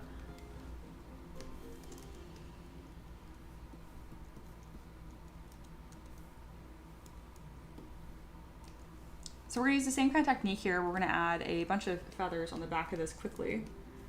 When you get closer to the center line, it's important that you turn off symmetry. Otherwise you get this really stiff look and it usually will kind of glitch through itself. See what I mean? So it's best just to turn off symmetry. The hotkey for that is X on your keyboard. Something cool in ZBrush you guys might not know is that you can rebind your hotkeys to be whatever you want, just so you know. And then Taka says, I only have a resin printer, so resin. So far, you only have a resin printer. Honestly, resin is so cool though. If I had to pick just one, I would pick resin. But my favorite child is my FDM Bamboo Lab for sure. As of now, knock on wood. I swear, printers are always like, oh, you're happy with what I'm doing right now? Let me just be a complete menace and not work.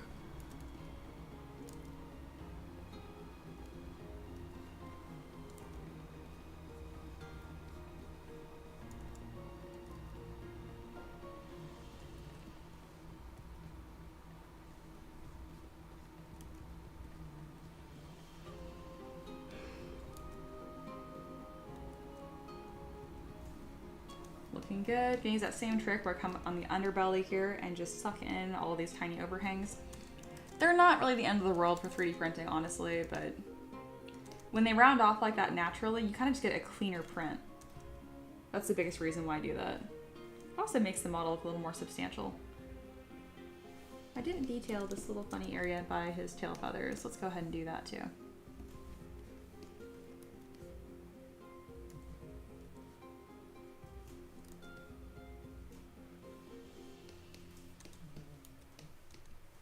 Perfect. We've been getting so much rain here. Oh my goodness. It's like a proper swamp out in the pasture right now. Not that I've been doing a whole lot of writing anyway, but I'd like to have the option. Aloha says, sometimes with IMM brushes, when the pieces I drag out are really low poly and blurry, is there a way to fix it? That'd just be because it's low poly. Yeah, the best way to do that is to add subdivision levels, and then you have best of both worlds. You can still work on your low poly version, and you can have that high detail resolution that'll allow you to use IMM. And it's not called IMM in that case, so if it's distorting it, it would be a VDM brush. IMM brushes like this, like IMM parts or IMM gun, these actually insert a mesh, and these are not compatible with subdivision levels. Like, see this? Not a huge deal. That's like just small vocabulary stuff. I think IMM is insert multi-mesh brush. That's what it's short for.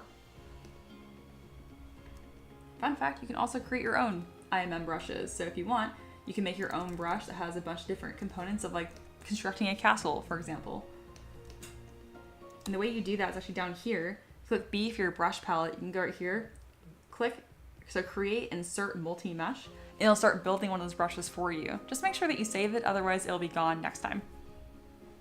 Alyssa, oh, okay, I see. I always learn something new. Taka says, today I threatened my new tablet because I'd cut out the piece that wasn't working. No kidding. One moment later it worked and it didn't stop working. Yet. Knock on wood.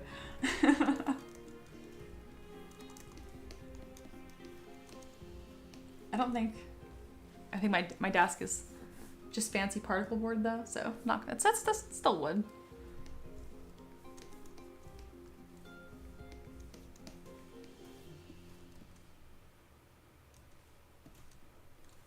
coming along splendidly.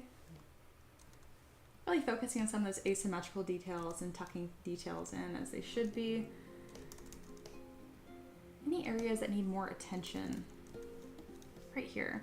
I don't really want to texture it the same way I've been texturing everything else. Maybe I'll just be a little more intentional with these little blobs here. Needs to have a lesser focal shift than that. I like this fuzzy look that it has.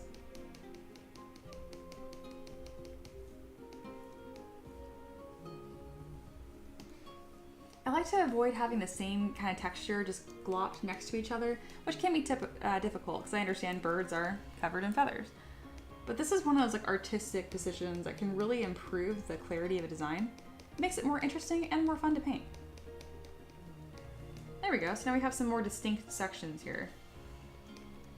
Even if it technically should be covered in feathers because it's, I mean, this is a machine monstrosity, so I guess there's no rules here anyway. Tucking in some of these feathers, they fit better on this custom base that I made. And then there is some funniness with the wings up here towards the top. You can kind of see this curve here that's not supposed to be there. So I'm gonna go ahead and straighten that out. All right, that's been repaired. Looking good. You guys think anything is missing? I'm pretty happy with it. Let's go ahead and get a fun render on this if it will permit. Recently my fun renders haven't looked better than just the default matte cap. To be fair, it's a really nice matte cap.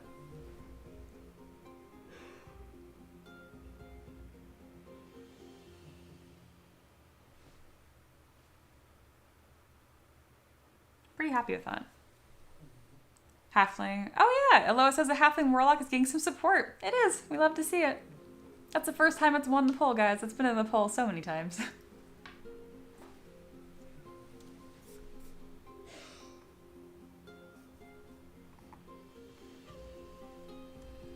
All right, I'm gonna let this sit up here. We'll just think about it. We're at that hour-and-a-half mark here, so I'm gonna go on my 15-minute break. I'm usually pretty quick. I'll probably be back before then. Almost bank on it. But yeah, I'll be back by 1:45 p.m. Eastern time at the latest.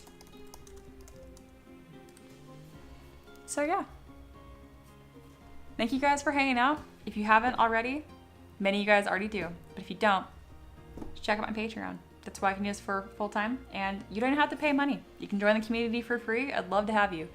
The link for that is pinned at the chat here. That's a 50% off code, love, but the clickable link is also there. So, win-win. All right, guys. I will see you guys in just a few minutes.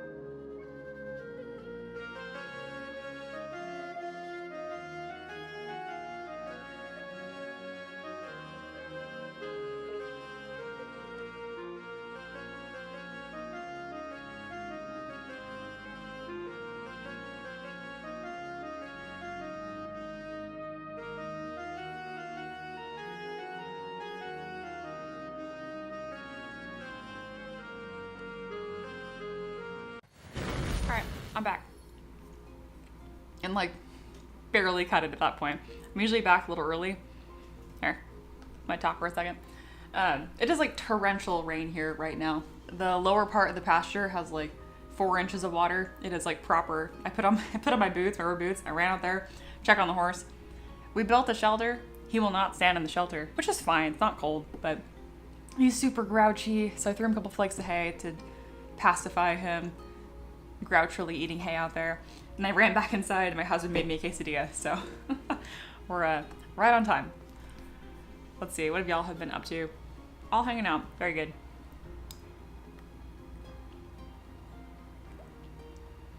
All right, Kathleen Warlock is winning. Beautiful. Let me check on my ratios and stuff. Looks good. All right. Breathe. It wasn't much of a break. I was mostly just running. Again, the property isn't that big, but I'm on the other side of the house, and he's on the other side of the pasture. So yeah. We'll be getting back to this very shortly. Getting all my stuff kind of queued back up. We got another hour on the stream. If we're 1/5 of the goal. If more people donate, I'll hang out for another hour. But don't feel pressured. I will literally be back tomorrow anyway. All right.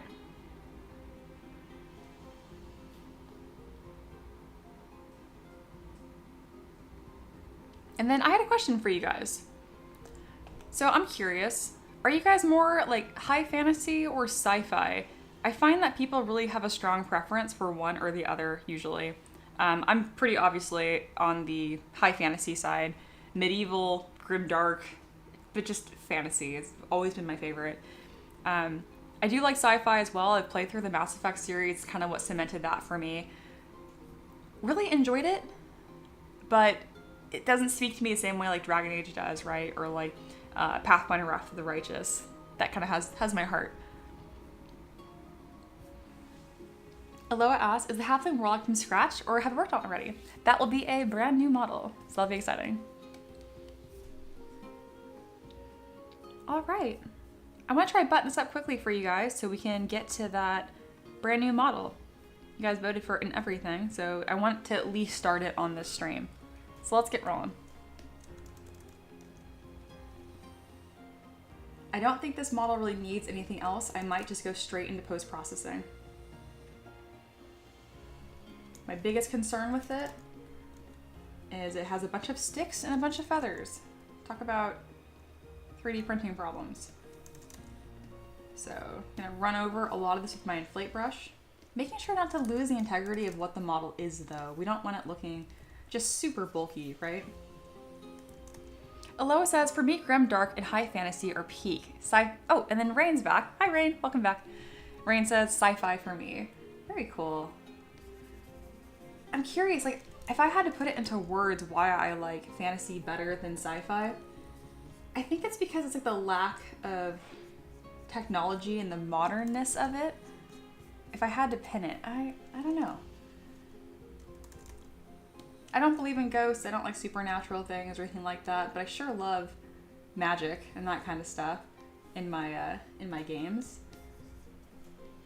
I feel like if you were to look at my personality on paper, it would make more sense that I would like sci-fi. So I'm kind of just thinking about, I'm like, I wonder why that is.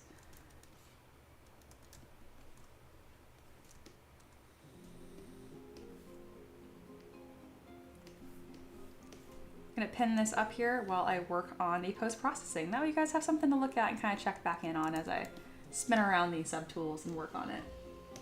I'm also gonna hide the base because I want to make sure this model is standalone by itself. So let's merge all these pieces down. I can't remember whose idea it was to do the custom base. It might have been Cheese. Either way. Whoever suggested this, fantastic idea. Thank you again. Taka says high fantasy like Dark Souls, Elden Ring, and post-apocalyptic sci-fi. Nier for the win. Mikey's likes both. I like that. I like that. I have never played Nier Automata or Nier Replicant, and I don't have a good reason why. I just haven't. I think I'd love those games. A game that had a profound effect on me that I didn't expect to is Plague Tale Requiem. Oh my god, I joked that that game was like a religious like awakening for me. It was so intense and ridiculous, like absolute artistry. But yeah, I love fantasy. I don't like too much metal in my escapism, I guess. Also, I don't think I've really spent enough time with sci-fi. I love Star Wars. I watch all the Star Wars movies at least once a year, usually twice. For Ricky and I, our 10-year anniversary, we renovated the studio a bit, but then we also got Star Wars Outlaws and then had all the Star Wars movies playing, and then we both played the game together. It was just like the best. It was super, super fun. I'm not sure if Ricky is more of a high fantasy or sci-fi. Probably fantasy as well. Aloha says, to Taka, we literally have the same taste. Same, there's a lot of overlap between all of us here, but especially on that darker side. Oh my goodness. I cannot get enough of like grim dark fantasy. And I like, where the heroes don't win. I don't know. You ever feel like you're just in too good of a mood and you just need escapism that just depresses the hell out of you? Like that is my favorite sometimes. I like apocalyptic too. I was definitely on that whole like zombie craze. When Walking Dead was at its peak, I had all of the comic books, which I definitely shouldn't have. I was definitely too young for that, and there are some scenes in those comic books that are not children appropriate. I mean, I realized I was probably like 14, 15, but like, if you've read them, you know what scene I'm talking about. Like, it's past gore. It's like, I'm not gonna talk about it. It wasn't appropriate. But anyway, Walking Dead's really cool. I enjoyed having the comics and stuff. Ricky, my husband, hates zombies. Not because he's scared of them. He just got so tired of everything being zombie for so long. So, he was not part of that craze. Alright, these need some help. These are going to need to be Dynamesh. I already know that these have 3D printing problems. Not because of thinness or anything like that. It's just, there is some polys that are cutting through themselves, and there's some weirdness happening here. So we're going to Dynamesh and take care of that. Taka says, so low, I like, nice. I think I said it before on here, but I'm working on a near homebrew campaign. Cool. The Cosmic Horror Quest is actually one of the end boss phases. Oh, really? Okay. Do you think it would benefit me to play either of the games, the first one or second? Because honestly, like, I'd be super into any excuse to buy video games in the name of work. I'm open to. Aloha says, wow, it's awesome. Wolf says, looks at Warhammer. Oh yes, Warhammer is its whole other. Warhammer's cool because isn't Age of Sigmar more of like the high fantasy? When I think of Warhammer, I think of that very distinct, rounded, like quarter hemisphere pauldrons and stuff. But I know they have a ton of grimdark stuff too, and their minis are really, really cool. Wow, that passed the mesh integrity test, no problem. You're gonna make a liar of me. Alright, that's fine. This is something that I don't mind being wrong about.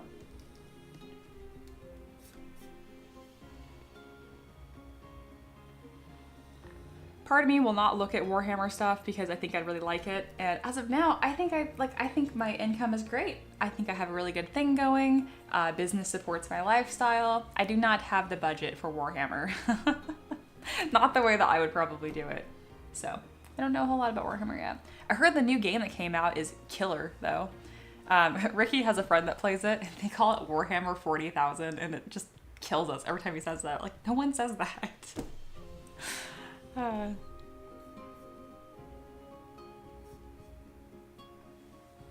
Taka says, benefit in general, yes, definitely. For that specific request, nah, I had to dig through tons of out-of-game lore to even get an idea of the general lore of the universe. Gotcha. So what I'm hearing is that it's a necessity. Okay, my hands are tied. Sounds good. I'm really excited that I've got a couple different models finished on this stream. That is fantastic. Cool. And that means in tomorrow's stream, and really the rest of this week, it's going to be a new host of brand new models to work on.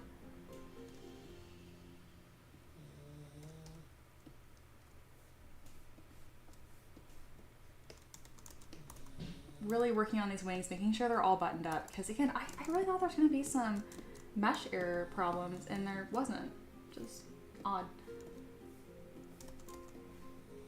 I feel like I'm going to find them later and have to deal with it, but until then, I guess we're good.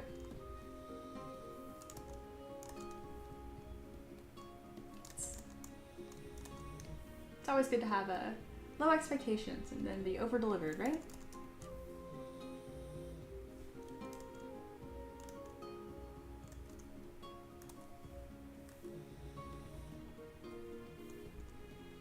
I'm not foreseeing a lot of issues with the head or any of this, so I'll probably merge these down at once and then see how that turns out. If there's any problems, I can always just go back through and reload a slightly earlier save. I'm going to add some more volume to these feathers. I'm just really carefully going through with the inflate brush. They look like small adjustments, and the reality is they are, but it really helps the final integrity of the model, whether it's printed small or large. This is such a cool one. Even people that don't play the game where the requester asked for, I think a lot of people are gonna get a hoot out of this model. Pun not intended. Confusingly, I'm not gonna put this in my scatter terrain library, even though it is technically a terrain piece and not a living monster. It just has to go under monstrosity because I don't want anyone to miss out on this model because they're not looking in terrain for something like this. And Taka says, yes, that's what I tried to bring across. Received. And Taka, talking to Aloha, I don't know anything about Berserk, really, but the others, hell yes. I finished Dark Souls 3 and Elden Ring with 100% Steam achievement. I think I spent more time researching Nier lore than playing the game. That's beautiful. I respect that. Very, very cool. And then I missed Aloha's comment saying anything like Berserk, Souls, or Nier. Someone, it might have been you, Aloha. No, I think this was before you started hanging out. Someone mentioned one of the models I made that was grimdark was similar, reminded them of Berserk, which I haven't looked at yet. And since then, I looked at it and I was very, very, very flattered. I'm surprised I haven't read that. It looks very up my alley.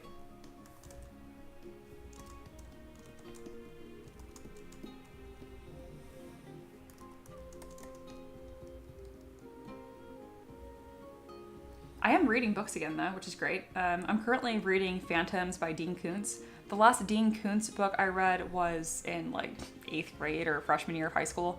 It was The Husband. It's pretty much like his wife gets kidnapped and it's all about him trying to find her. I swear it's better than that. When you summarize a book, it always sounds terribly bland, but it's been nice to be able to read books again and stuff. I'm not kidding. I have already read more books this year in this 2-month span than I have in the last like 5 years combined. I've also been reading a lot. I have finished 5 books this year so far. To be clear, one of them was a 4-book or 3-book, it's going to be 4-book series of just romantasy trash, which is my favorite. It's an absolute guilty pleasure. My goodness. It's like a 2nd grade reading level, and I'm just having the best time. There's a reason why I told you guys that I'm reading Dean Koontz instead of this romantasy series. I guess I shouldn't be like ashamed of, but whatever. And then Taylor's here. We have a second Taylor. Hello, welcome. Taylor says, sorry, I just got here. Are these for printing? Yes, they are. So everything that I design is for 3D printing. My name is Mia. I've been doing this for 5 years. I graduated with my degree in engineering and tried to see if I could just be an artist, and it's still working. I feel very, very lucky. I've made almost 1,000 models over the last 5 years, and recently I've been super into making people's requests, and that's what this is. I think it's for their Curse of Strahd game, but it's just been a really, really good time. I like designing my own stuff too, but it's so cool for people to give me their ideas, and then I kind of like design and mishmash and bring them to life. So this is a greater Strix. Not something I've heard of or seen very many times. In the beginning, I just really focused on making, stuff that's like usable and commons, but I have like I probably have over 25 dragons in my library now. Always down to make another dragon. But at some point, it's requests like these that are super fun for me, kind of this like off the wall creativity.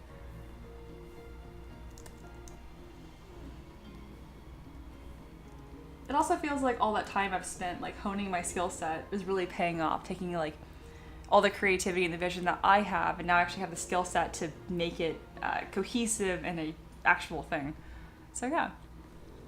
Aloha says, new person, get him with a net and scoop him to the Patreon. And Taylor says, sorry, I'm a hungry artist too, can't afford Patreon. I'm happy to have you here. Aloha's like our unofficial mascot, they're great. And, but if you're also a hungry artist, Taylor, or not also, I am not a hungry artist. I am very lucky.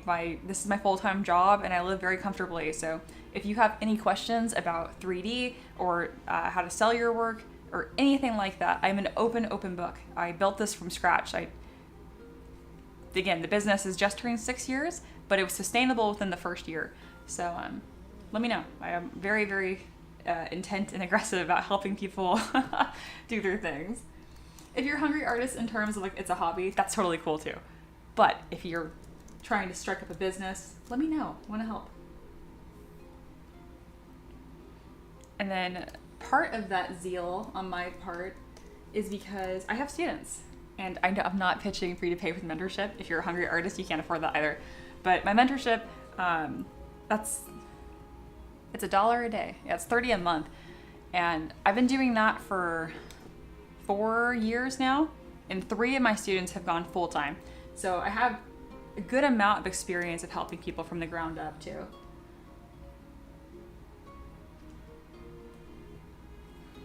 That feels so crazy to say. Like, I remember my first student went full time. I remember I was so nervous because I felt kind of responsible and I wanted things to work out, but at the end of the day, it's out of my hands. Like, I can't do the work for them. But it's been a couple of years and they're still doing it, so it feels good. Taka says, Aloha, I recently saw a 3D printed statue of Millennia, which was just gorgeous. But sadly, I couldn't find the file anywhere. That makes sense. But yeah. And then Taylor has a question. Taylor asks, how different is it to build models for print versus game or animation models? I was considering doing some modeling work on the side when I'm not character designing. 3D printing design is, in a lot of ways, simple, much more simple. You don't have to retopologize or do anything like that. Essentially, once, I don't know if you use ZBrush or not, or whether it's Blender or whatever, but once you have all your discrete pieces, so in ZBrush they're called subtools, essentially you make sure they're watertight, so you can just Boolean union everything together, and then use Decimation Master to crush down the polys to like 200,000, which is still way higher than your budget for most game character assets. So you have like main character poly count budget for every single thing that you make. So it's pretty nice. It's pretty comfortable. The big thing is you don't want to have too thin of elements. So I'm kind of pushing it even with like these little sticks here. But notice how I've extruded a lot of thickness off the back. So I still have like that delicate looking silhouette, but then it's still gonna be 3D print friendly, no problem. So yeah, that's the biggest thing. Just make sure that you're avoiding frequent thin elements. And if you do have them, just bulk them up in some way or another. Make sure they're touching other things. And then don't have super high poly count. Make them watertight. Those are the 3 big things. But for you, I mean, if you're already used to making game assets and stuff, it'd be a breeze. You're not going to be confident initially if you don't have a 3D printer to test your stuff, but 3D printers are getting cheaper by the day, so you could actually probably budget to afford testing your own stuff. But it's really, really fun. It's such a rabbit hole. I absolutely love it, as you can tell. I feel very lucky that this is my job.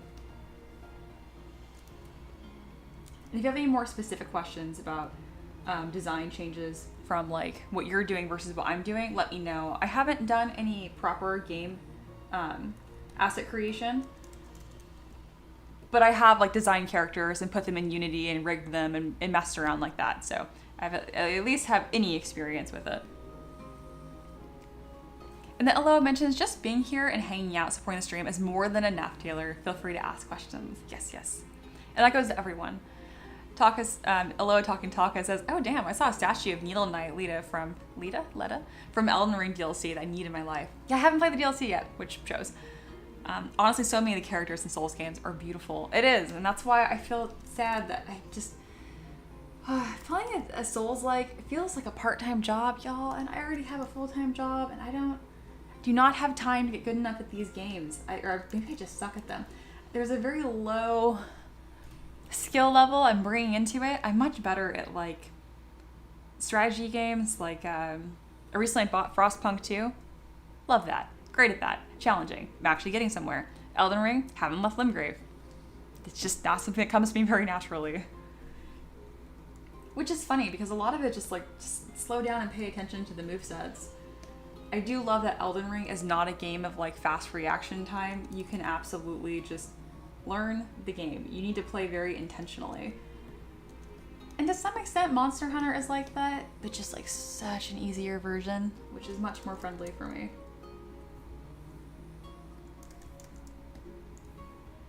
This is going beautifully. Oh, there's our stick.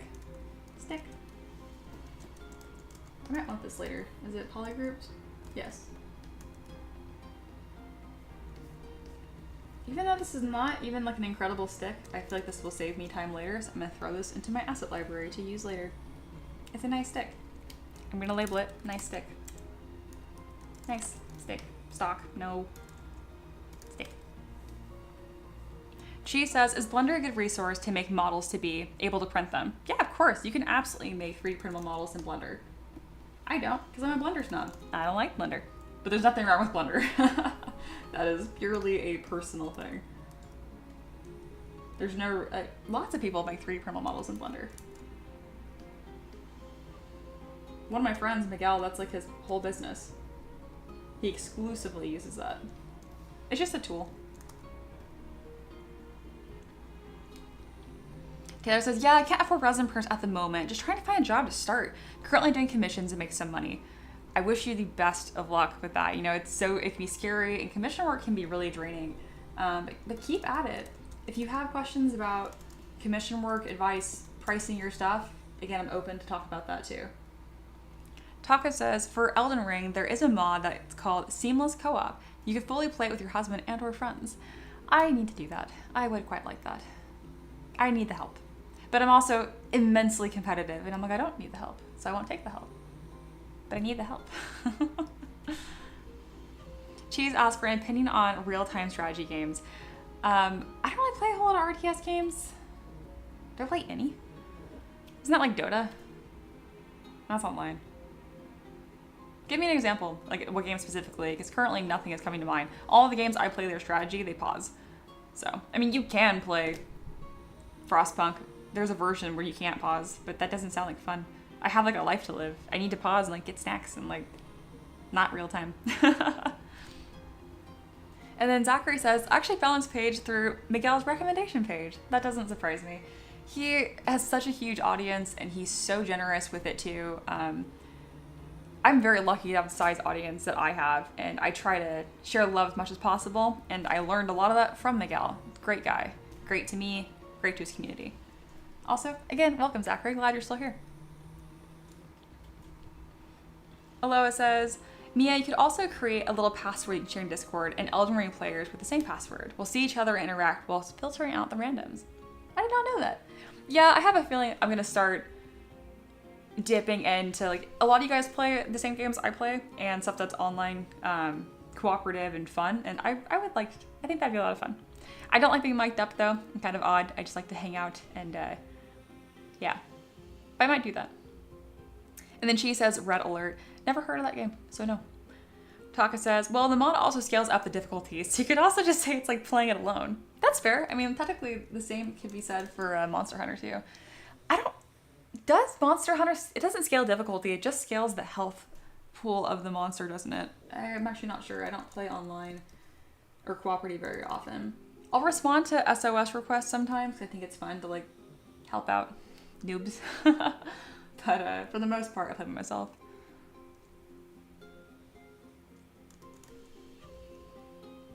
Y'all are so chatty. I appreciate it. It really makes my job feel really quick. I'm having a hard time remembering what I've worked on because it's been going so quickly.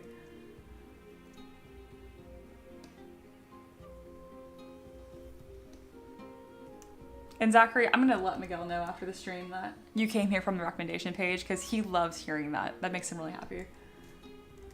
And he's just a sweetheart too. I'm really glad that you support him. When I moved to Tennessee, I live a lot closer to him now. And I used to live in California. he actually flew out, him and his wife, and visited me and my husband, and we all went out, to dinner. He was here for almost a week. It was such a good time, and like it really helped moving across the country not feel as scary. So I mean it very seriously when I say that he's a good guy.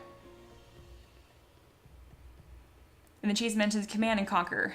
Red Alert. Yeah, I've not heard of any of these, which is surprising because I'm a pretty diligent gamer. Nah, I've not heard of these at all.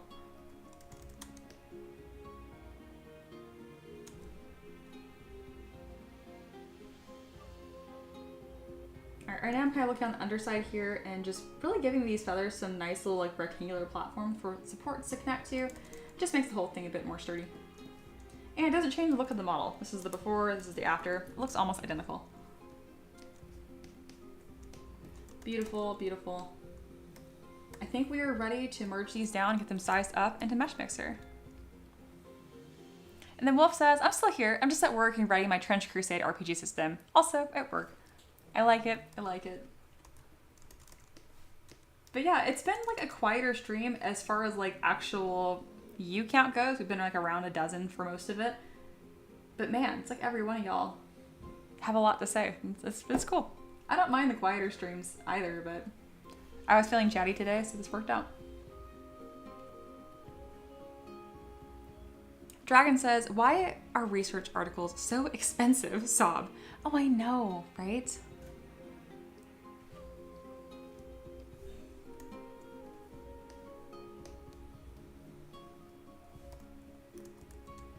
I feel like of all things, there should be like a very, very cheap subscription or something, and then you can just like have them all, because there's not that many people that are trying to read these anyway. Just further the knowledge, be a win-win for everyone.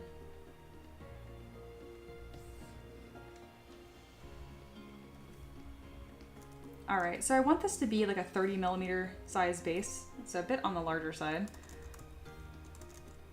I'm not worried about this being anyone's player character, so this can be a bit bigger. Alrighty. I don't need these reference sizes anymore. I can split these off, and I'm gonna double check the mesh integrity. That one's clean, also clean. Let's export both of these, and then we're gonna start on that Halfling Warlock, okay? And then Dragon said, one of the sites wanted me to pay $56 for 24 access. That's a joke. Yeah, that's an absolute joke. Haha, no. What are you reading or trying to read articles about? I'm curious if you don't mind sharing. And then Wolf asks, how long is your 3D sculpting course? As long as you want. So it's me. You're really buying me. I'm $1 a day. Oh my God. Anyway, it's a one-on-one mentorship. So I ask you what your starting level is, and then I ask you what your goal is. And we kind of just keep working until you reach that goal. And then as long as you want. I've had students for 3 years. I've had them last for 3 months. I mean, it really just kind of depends. But as long as you'll have me as your mentor, I will continue to improve your goals as you set new ones as well.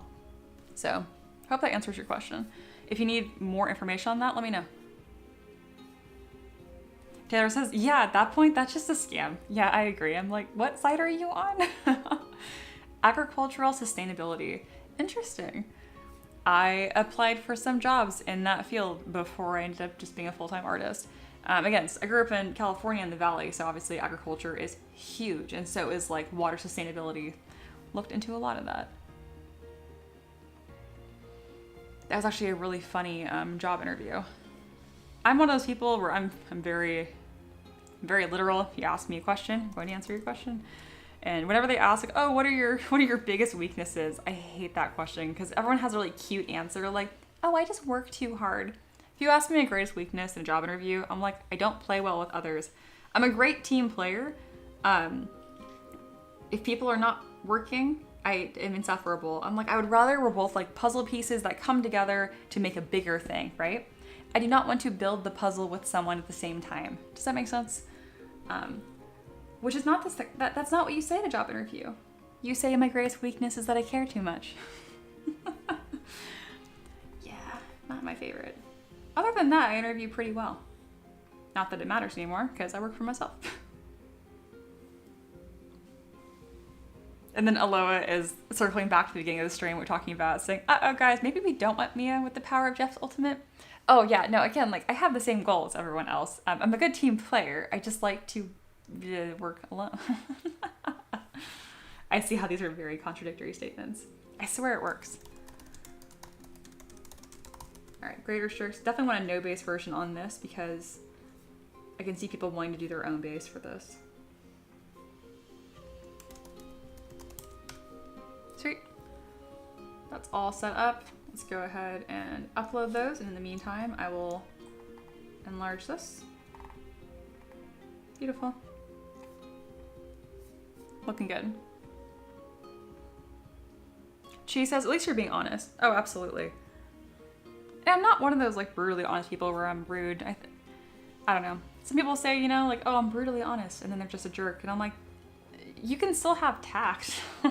Those two are not mutually exclusive. Oh, I see someone else join the Discord, probably from stream. Whoever Hoofed Beast is. Hello, welcome. I will wave to you. All right, I'm gonna upload this file now. These are all gonna be releasing on Patreon within the next couple weeks or so. I've been creating so much recently that the release schedule is almost every single day there's a new model. That's on top of my entire backlog. So if you want 900 3D printable models, plus everything I release pretty much every day, there you go. It's a one-time subscription for that. Alrighty. Strix, greater Strix. Not one time, it's a subscription. That's not one-time subscription. I don't know what I was trying to say there. You get everything in one subscription. That's what I was trying to say.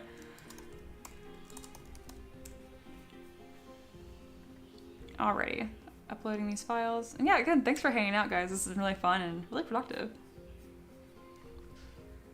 Oh, hey, Scott is here. I believe that you're new. Hey, welcome. Scott says, sorry, I'm new. There we go. Do you have a video of the T-shape to post phase? Oh, absolutely. I have so many live streams and so many videos. If you go back to my main YouTube channel, that happens all the time.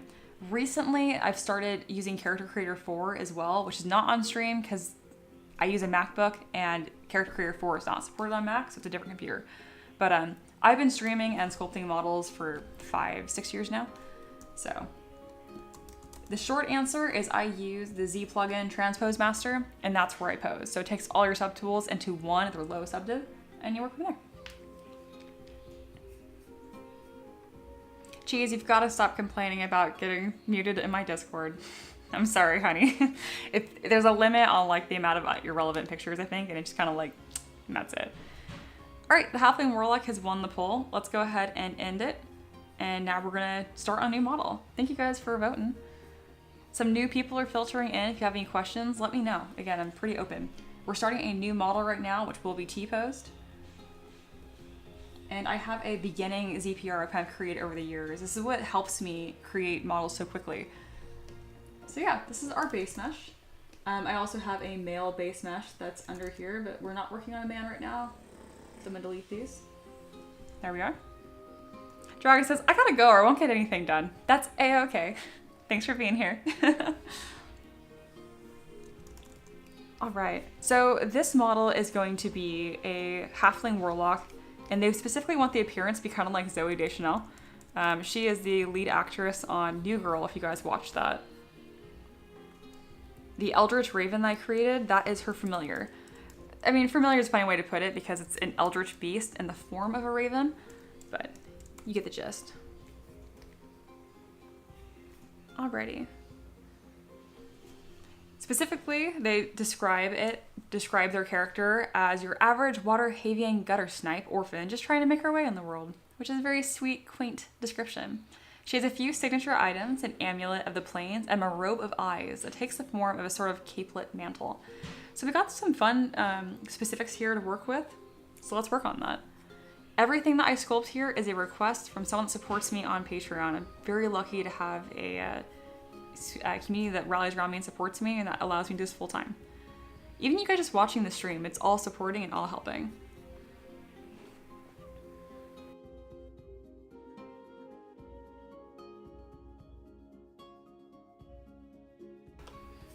All right, I'm getting all my references in order here, and we'll get this going.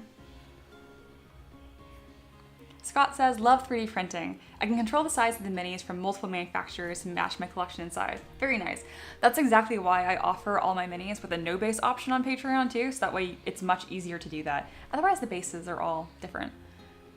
Taylor says, I want to do YouTube/streaming, but I'm worried I can't make consistent content because my energy is finite, plus potential burnout. How did you find your current pattern when you were starting out? A lot of trial and error, and then realistic expectations and goals. Set small goals, and then if you think that they're small, make them smaller, and then start from there. My students hear this all the time, but I credit a lot of my success here to one habit, and that's opening ZBrush, that's this sculpting program, every day, and that's it. And then I increased that goal from just opening it to keeping it open for 15 minutes, and then an hour, and then 2 hours, and now I work a lot, and I really enjoy it. So that's kind of the simple one. How do you deal with burnout? It's kind of a cheeky answer. I don't let it get to that point. I spend a lot of time being very careful with my practice and setting very reasonable goals. That is key, like super, super key. But obviously it does happen at least sometime. And when you're burned out, it's pretty simple. You stop working. And that costs money and that feels bad. So that's all the more reason to be more careful with your expectations and your goals. Because if you push yourself too hard, in the long run, you're just setting yourself back. So I learned that really quickly, and then it wasn't really an issue. I was like, okay, there is no getting ahead at the expense of your health. So stop doing that. It sounds overly simple. Sometimes it can be that simple. So this is a base mesh I have from my asset library. If you guys kind of look up here, you'll notice that I have this big library that I'm drawing from here. These are all assets that I have created over the years, and when I like something, I'll throw it into this asset library so I can quickly kind of like kit bash characters in the future. They look totally different by the time I'm done with it, but it's nice to have a starting point to kind of springboard from, and I can like really rapidly iterate and try new things. So if I want to know like, oh, I can imagine what it looks like short hair, long hair, but nothing beats actually seeing it and actually visualizing it. So yeah, it's a really cool thing that I have that I highly, highly recommend. So this character again will have a resemblance to Zooey Deschanel, which is funny. I usually don't get like actress requests. But in order to fit that, she's got to have those signature bangs, right? And then what's also cool, as I mentioned, this is a base mesh, so I'm very careful when I construct it so that way I can quickly modify it. I don't want this center part bang right here.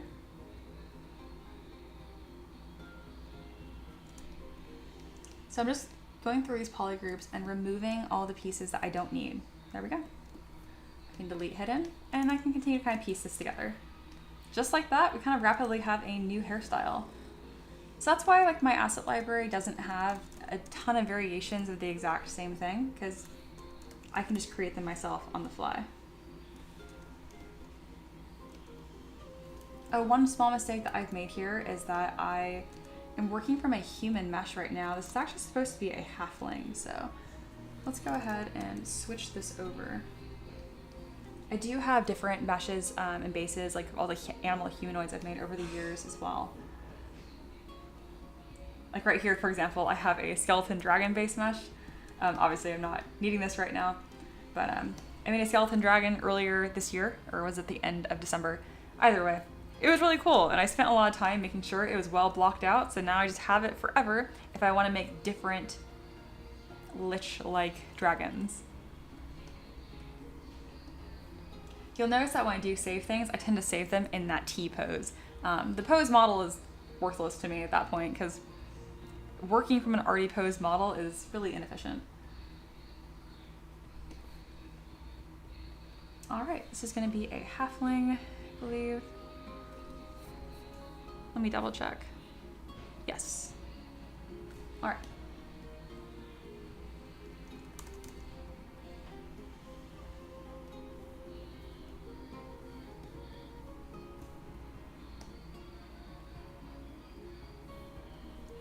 So like always, I have a male and a female version. That poly paint is so jarring and weird without clothes. All right.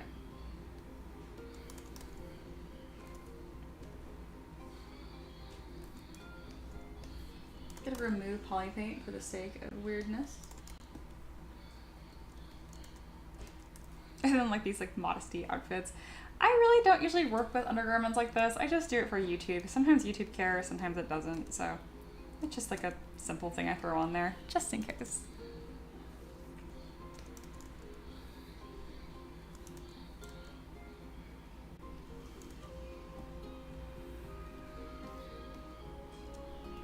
Gonna jump to a polyskin matte cap. And now let's kind of fit these elements that no longer are quite right because we've completely changed the proportions here.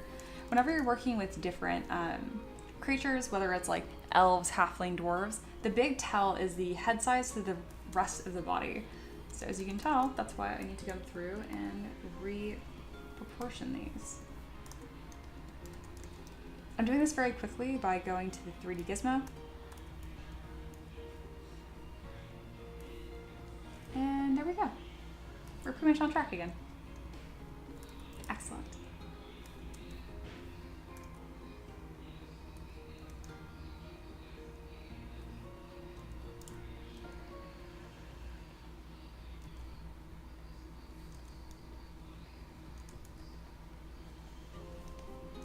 Perfect.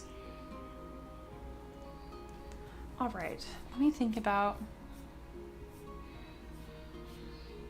what she's gonna be wearing here too. All right, we're gonna get rid of these goofy like undergarment things. And let's create some clothes.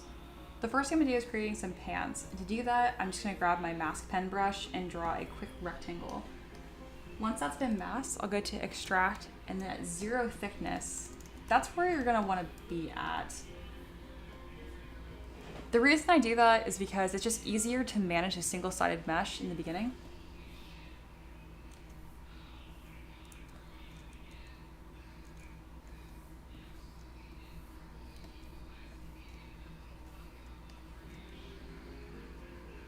I have some weird crotch problem there, and now we're fixed. You can really quickly go back and forth between your subtools by holding down Alt. Kind of a fun fact. There are so many different like hotkeys and stuff, and it can be really intimidating at first, but very, very quickly you'll get used to it. You just gotta practice it and be patient with yourself. All right, she now has pants. A little more family appropriate here. This is very, very early stages, so we're really just kind of getting some basic shapes, and we're not too fussed about how her hair is a little crooked right now or anything like that. Let me double check what, so she's a warlock, so it's kind of tricky. Average gutter snipe orphan is what our Patreon requester has given us here. Okay.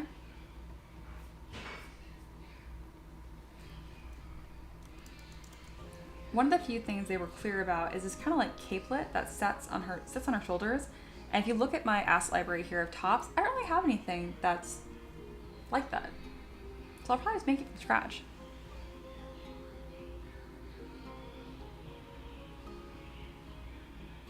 I'm thinking about what kind of neckline I want to give her. I think this looks the most peasant-like, but a decent amount of this will be covered. I like how medieval and sweet this looks. I think I'm gonna go with that and then throw a cape over the top of it. That'll give us some interesting shapes to work with here.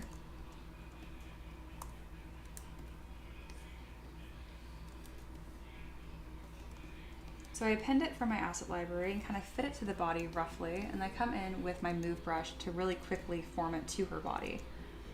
Just like that. I can always change this later. Again, the benefit of working from my own asset library is I'm not too attached to any one concept, and it allows for me to really quickly iterate too. All right, let's make that cape I was talking about. Kind of similar to the pants, what you do is I grab my mask pen brush, and I kind of just create this shape along her shoulders, and then I will extract a piece straight out. Extract, there we go. And I always zero mesh it to give me some nicer topology to work with. Taylor, I think it was you asking earlier about like game assets and stuff, and similar to creating game assets, it's nice to have clean topology just to work with, but I don't have to worry about maintaining it at the very end. That's the biggest difference. And then Aloha says, oh wow, the cape on the middle row on the right looks amazing. Aloha is talking about one of these. Either way, thank you. And there's a question from Taylor. Taylor is asking, did you study human figures before sculpting, or do you rely on what you see when referencing? I didn't study at all before creating and sculpting art in general, because I didn't think it's going to be a career. It was just for fun. So it was all just totally casual. Since then, of course, I've done a ton of studying. I have a bunch of books in that bookcase back there of just like human form and anatomy, and I do a lot of figure sketching. And I have references. So, to answer that, all of the above.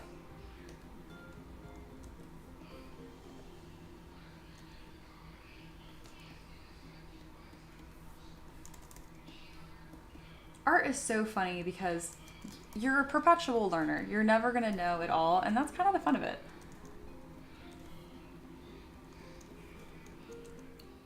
Just make little improvements as you go. That's the big thing. Always getting a little better. All right, this is improving quickly. Her hair is a little too voluminous even for my liking.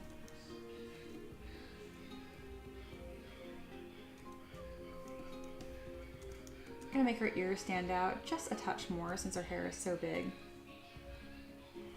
And then we haven't really accomplished any of that facial likeness of Zooey Deschanel quite yet. I mean, the nose is pretty spot on. The jawline is not. It's a little too pronounced. Needs a longer neck.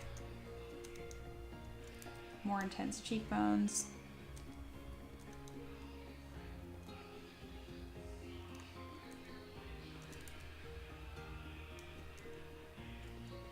Here we go.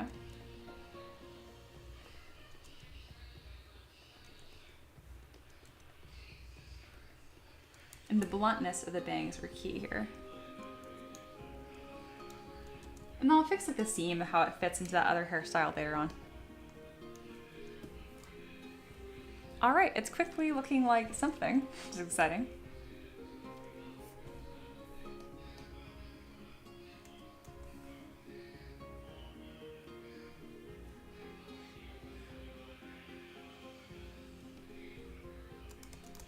I like these boots.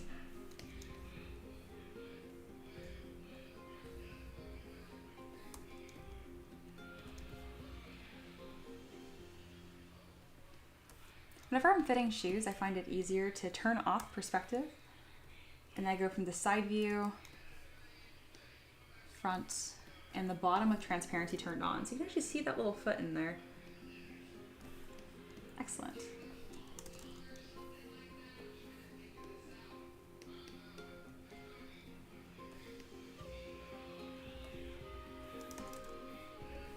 Mirror and weld, and now we have two, just like that.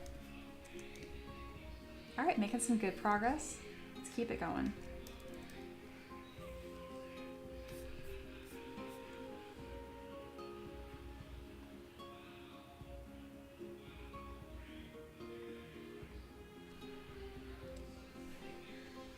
So there's a lot of specific items that this requester mentioned they have, which makes sense as a warlock. So they have a small staff, it's like a rod. They also have a tome on their hip. And then anything from here, I don't think I'm gonna need anymore, so I'm gonna go ahead and delete this. And then instead I can bring in my asset library of items. This has a ton of things in it because I've created all kinds of characters over the years. Let's go with, where's a book? This one. I like this one a lot because those two straps will make it really easy to pin to her hip. And I'll add some more belts as we continue working on this character. They also mentioned they have a cage on their hip, kind of like a small bird cage. I think it's for souls, which is spooky, and I love that. Usually I don't add detail items like this so early on, but in this case, it's the items that make this look like a warlock. It's very, very, otherwise it just looked like a wizard or some other just generic adventurer.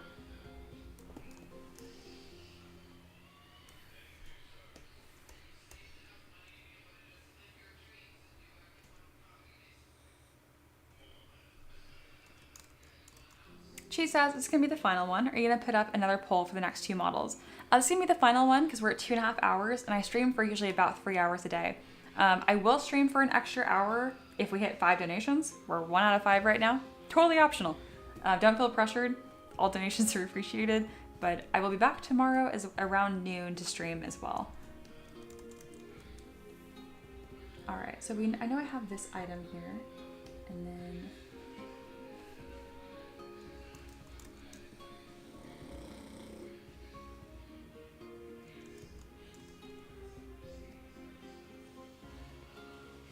trying to see if there's anything else I want to add here.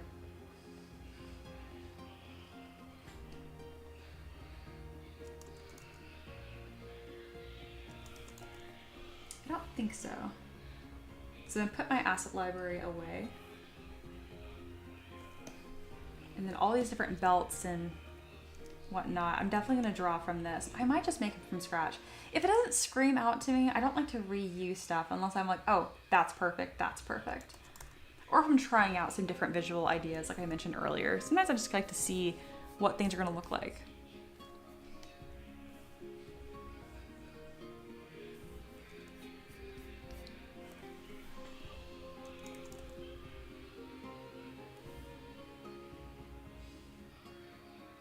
I think something on her shoulder would be nice. All right.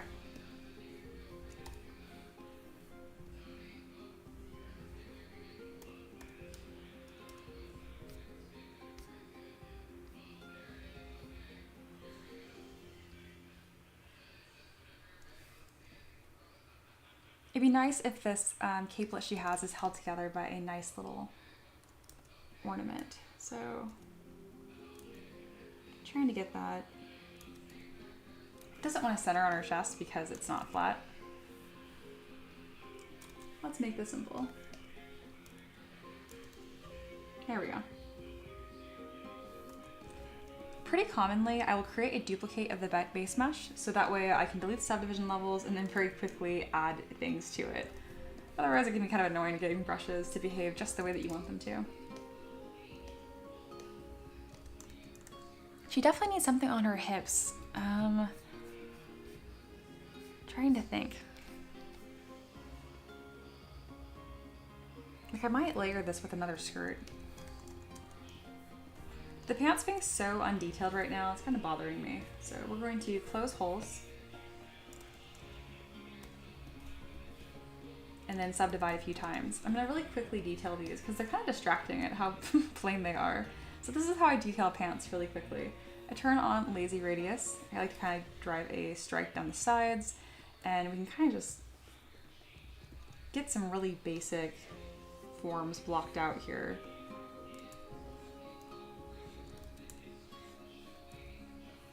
All right, now that that's done, really simple, we can come in with my standard brush, also with lazy radius enabled. Let's get run inflate over the seam here to kind of close that up. Beautiful. And then add some more folds to areas that see a lot of movement. So like her knees. I can kind of like show how baggy or tight these are based on the thickness of the folds. The thinner the fabric, the thinner the folds are going to be. And the tighter, the more frequently together. I'm probably going to add a skirt of some sort, so I don't need to go too crazy on these details here.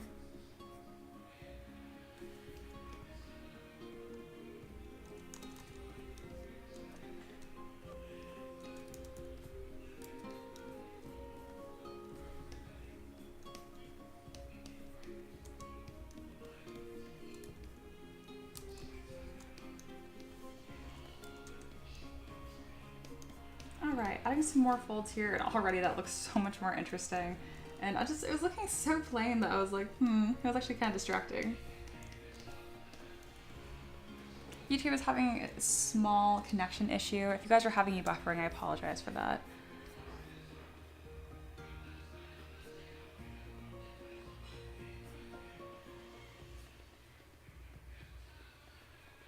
And then Aloha asked, do we have any plan on how to pose them on the back of a raven?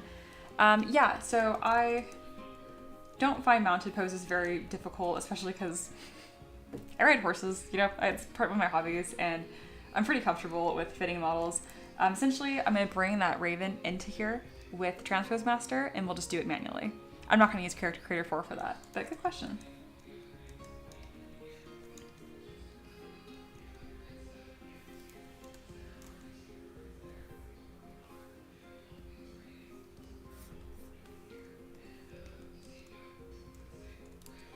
Her neck is a little bit thick here, so we're going to kind of smooth that out. There we go.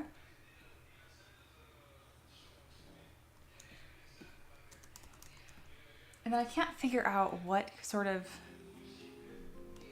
thing we're going to put on her hips.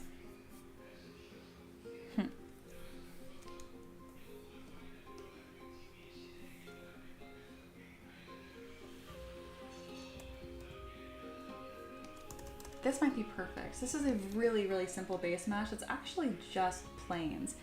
What I mean by that is there's no thickness, no detail. Something I can just kind of place and then see if that is a form that I want to kind of like work with. See if that it's a silhouette that I like. It makes her look a little too much like a fairy. Let's go ahead and split those off into their own piece, and then we can mess with this again. It's looking very fat fairy and petal-like, which is what it was originally used for, but I want it looking more like layered hide or leathers.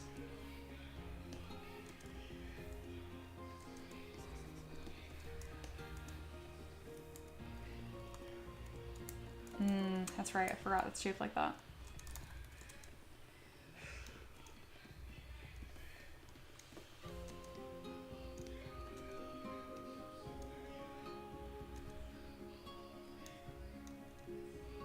There we are.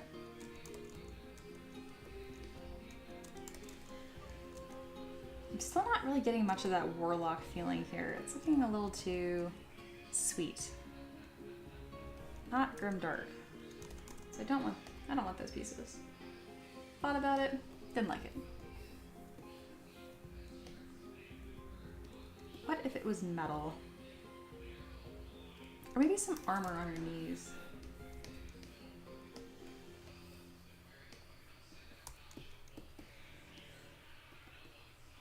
I like that. They match her boots too, which is a win-win.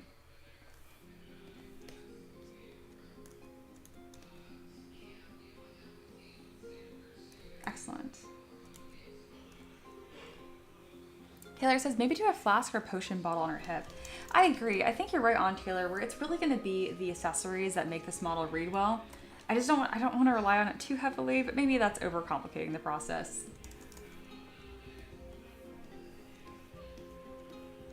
I'm also going to poly paint this model. I haven't done that in a while, but I think that'd be a nice way to wrap up this stream.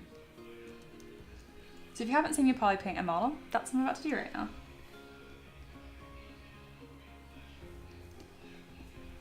Making sure I have my lighting scene set up the way that I like it. Usually a strong directional light to the left and then a warm ambient. That's not really strong enough. There we go. Alrighty.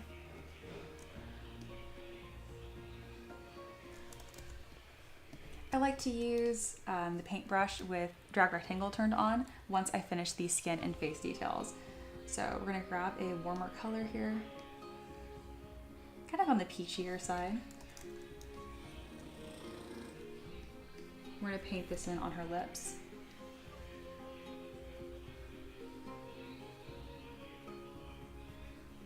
Nothing too extreme here.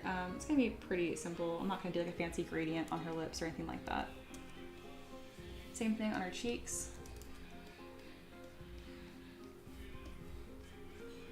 little bit on her nose.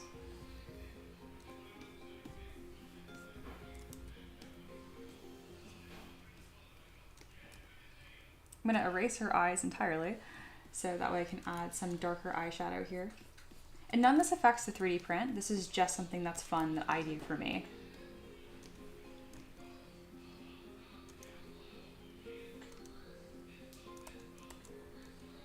And then we're gonna duplicate the entire body.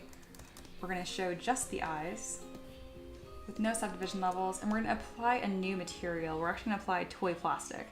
That will give the eyes kind of like that shine. To make sure that sticks, make sure you have M enabled here and then fill object. And now your material won't change later.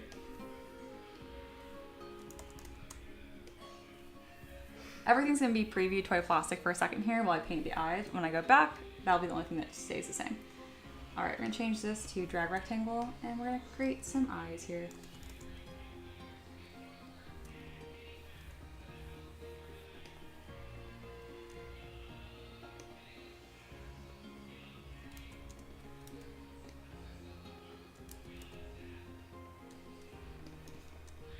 Gonna reduce the focal shift so it doesn't have so much of a blurry fall off. I like having a dark circle first that I can then layer in additional colors.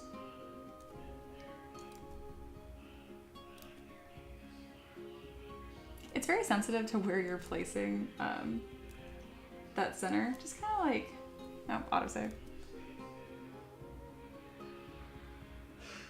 You'll find that point that works.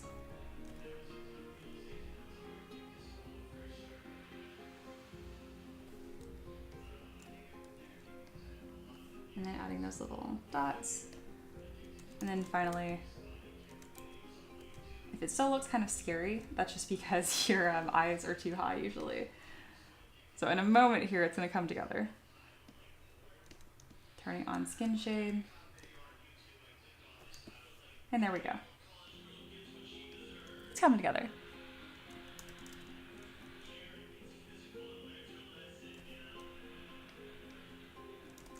I think a more purple color here is gonna be nice.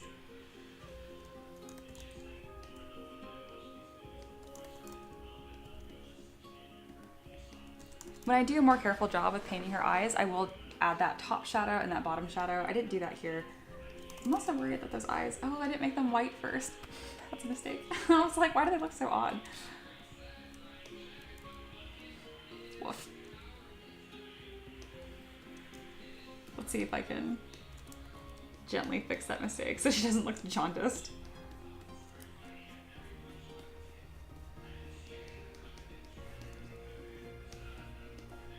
That helps.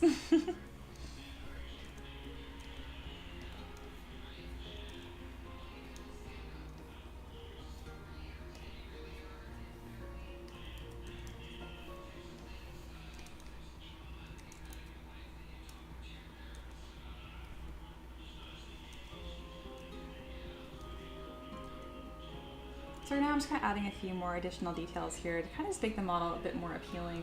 Things that help with that. There are a lot of stylistic things. One of my favorites is adding the vermilion border, just making it a little more pronounced. Kind of get this nice, like, sharper, stylized look here.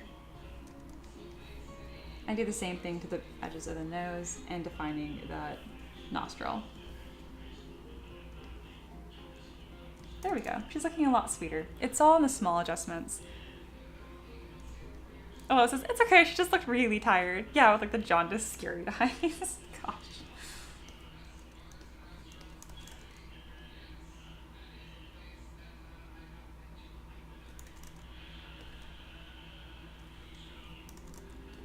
Now we're gonna kind of quickly block in some colors here. It's gonna be a darker palette since she is a warlock. But I'm liking these really warm tones here, so I'm gonna stick with that. To get this metal color, we'll go on the bluer side. Same with this little gem here.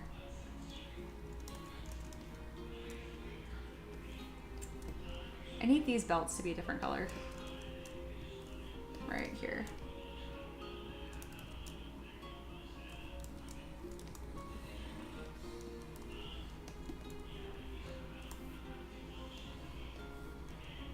Perfect. Oops, wrong thing.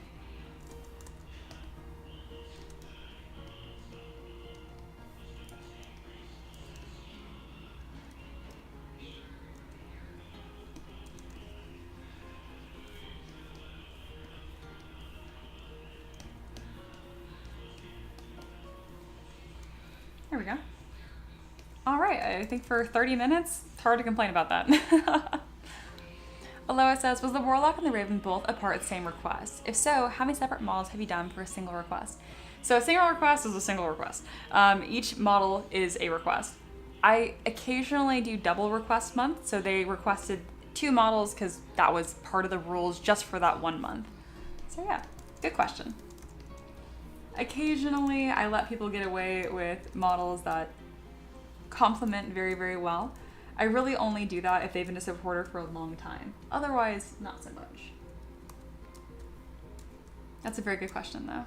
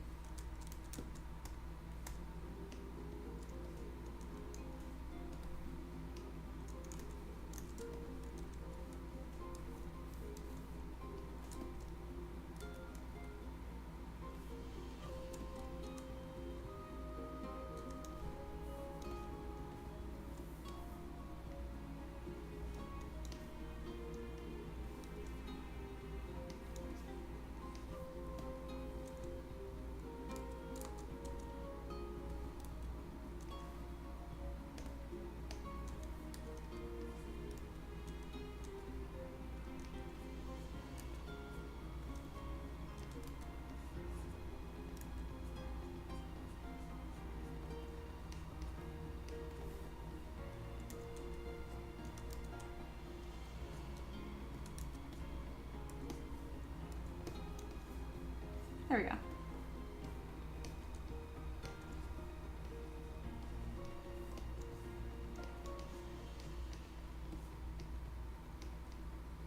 I think she's looking really cute.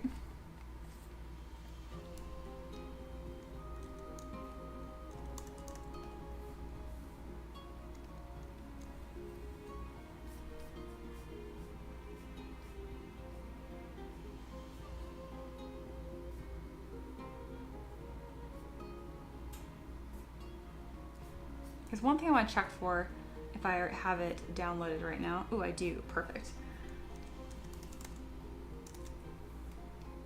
That cage on her hip is really interesting and unique, so I want to make sure I add that. I'm never like super worried about hitting every tiny detail in someone's request, but that being said, they're usually really, really good details, so I do my best. So this is a scattered terrain piece I made a while ago, but I was thinking I could repurpose this cage here for this model. I'm gonna grab this.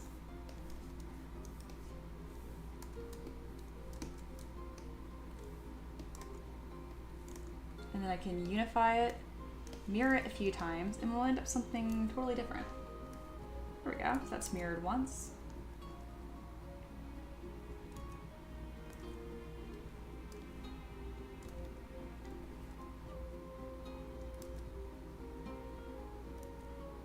Kind of just playing with it until I find something that I really like.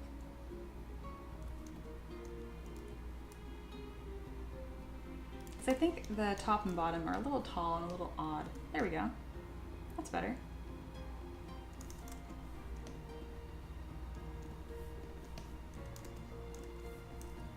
I'd also like if there was more rungs. So I can just keep moving it towards the center line until I get the rungs that I want. There we go.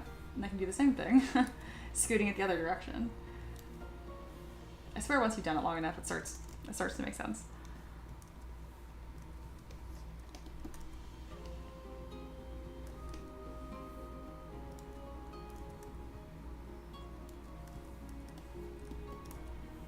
Probably should have made sure I even liked how this looked on her hip before I did that work, but that's fine. All right, we now have this cage. And it's all kind of layered on itself, so I don't need to worry about it being a nightmare to print, because it's just gonna lay on her body too. Yeah, isn't that interesting? This will definitely need to have like a belt that wraps around or something like that to make this make sense. So to do that, I'm gonna go in with curve strap snap and then throw a belt along her hip.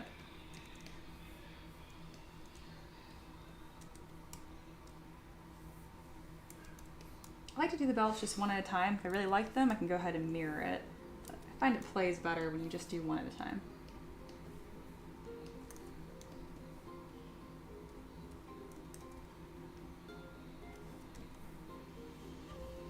I don't even know what color to do this belt to make sure it all contrasts.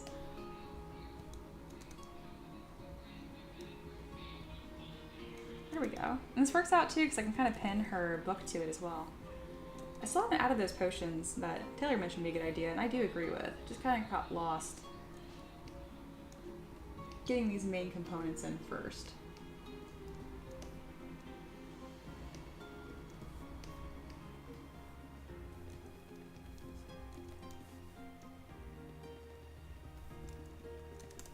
Oh, her boots have all these lovely details that would look nice poly painted.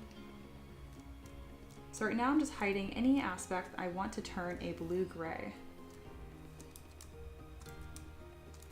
Not like that. There you go.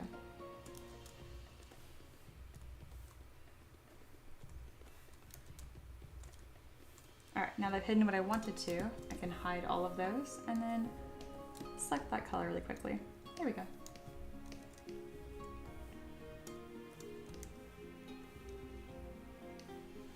Looking nice. I think this will look better the higher it is, kind of like a choker. Okay, this is coming together. And then she's gonna be riding a giant raven, which is pretty fun.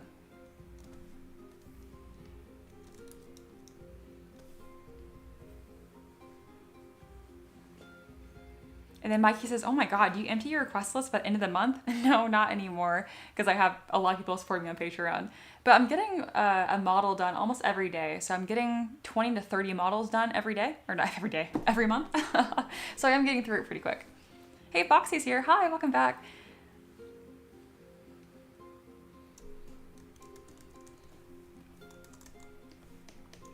All right, this stream is wrapping up. I actually only started this model 30 minutes ago, so I just kind of wanted to rip through it, get something interesting blocked out for y'all really quick, because that beginning stage isn't always very inspiring, and I know that. So it can be nice to get through that as quickly as possible and on to the interesting stuff. So tomorrow when we start our stream, this will be one of the models that we can work on together.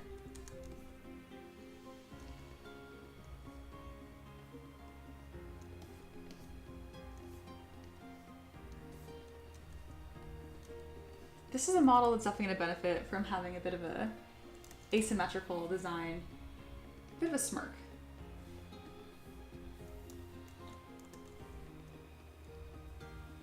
Aloha says, if you did 70 plus models next 2 weeks, then I guess you could make it. Yeah, that's true.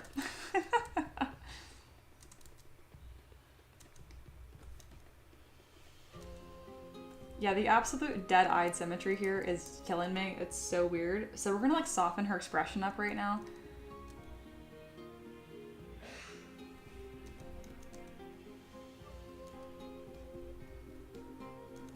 And this is what really adds to like the appeal of a model. It's the small things. Doing a small smirk. Making sure these eyelashes complement her eye shape the best they can.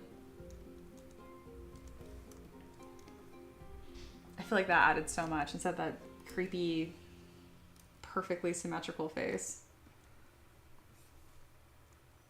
I'm also going to define some aspects of her face a little bit more. Be really, really careful with these nasolabial folds. They can look very ugly very easily. But adding just a little bit is fine.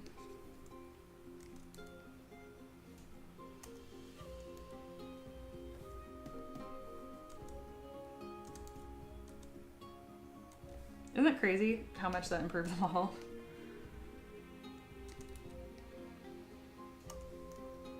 I think a dimple on one side really cute too. Just a little smirk. Just a little something. You have to be really careful. The mouths are very sensitive. The whole face is very sensitive when sculpting.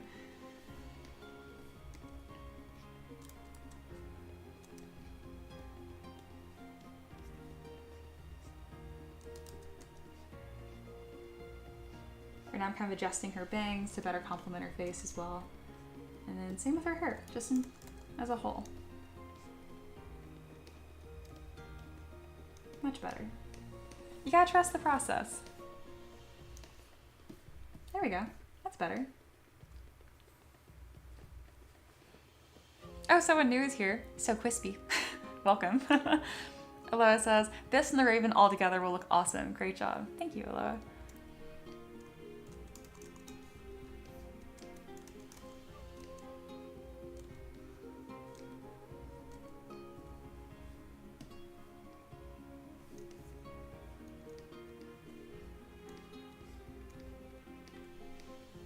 Something else I really like to do to make stuff just look a little more interesting is adding gradients. I pretty much chronically add gradients to everything.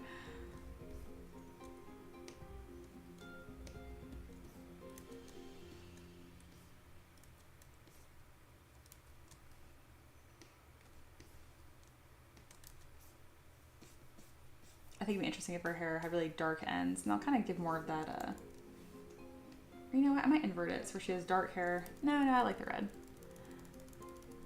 Just thinking of what's going to complement the most here. I need a contrasting color. What's the other side? Purple. That'd be cool.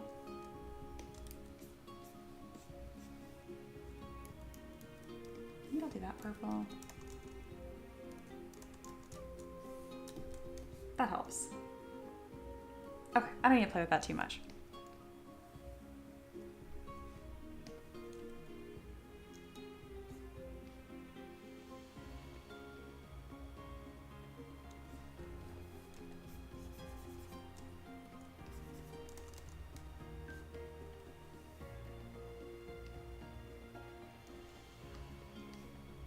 All right, this is kind of where we're stopping for the day. Thank you guys so much for hanging out. If you're new, I'll be back streaming tomorrow. I stream pretty much every day, so no worry. Everything I sculpt here is a request, so if you either have a request for me to sculpt something, or you just want, I have almost 1,000 3D printable models that are ready right now for any tabletop game, like Pathfinder, Dungeons & Dragons, all that kind of good stuff.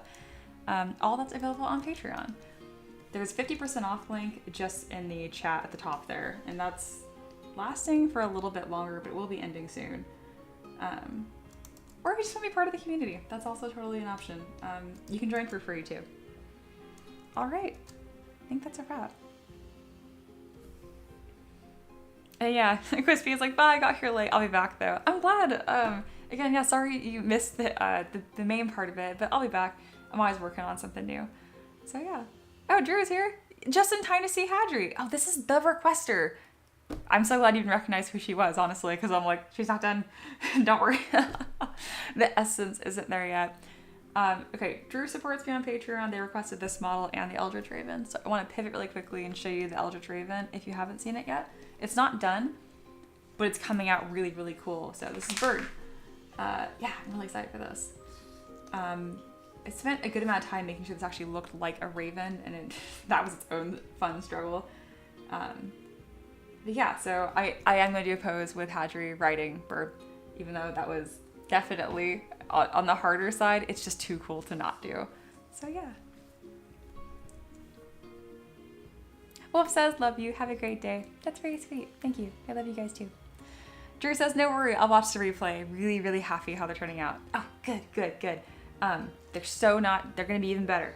Not done. They're going to be even cooler. And then Crispy says, what? That's awesome.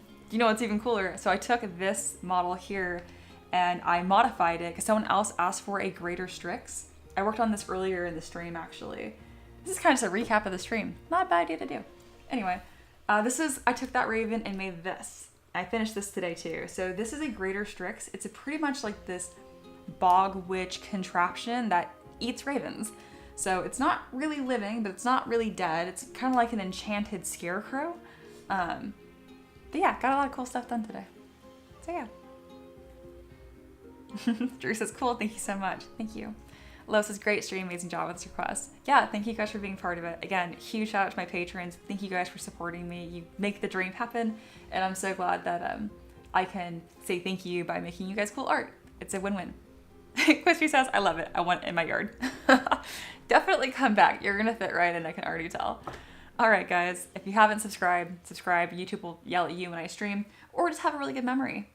That works too. All right, guys. Take care, and I'll see you tomorrow. Okay. Bye.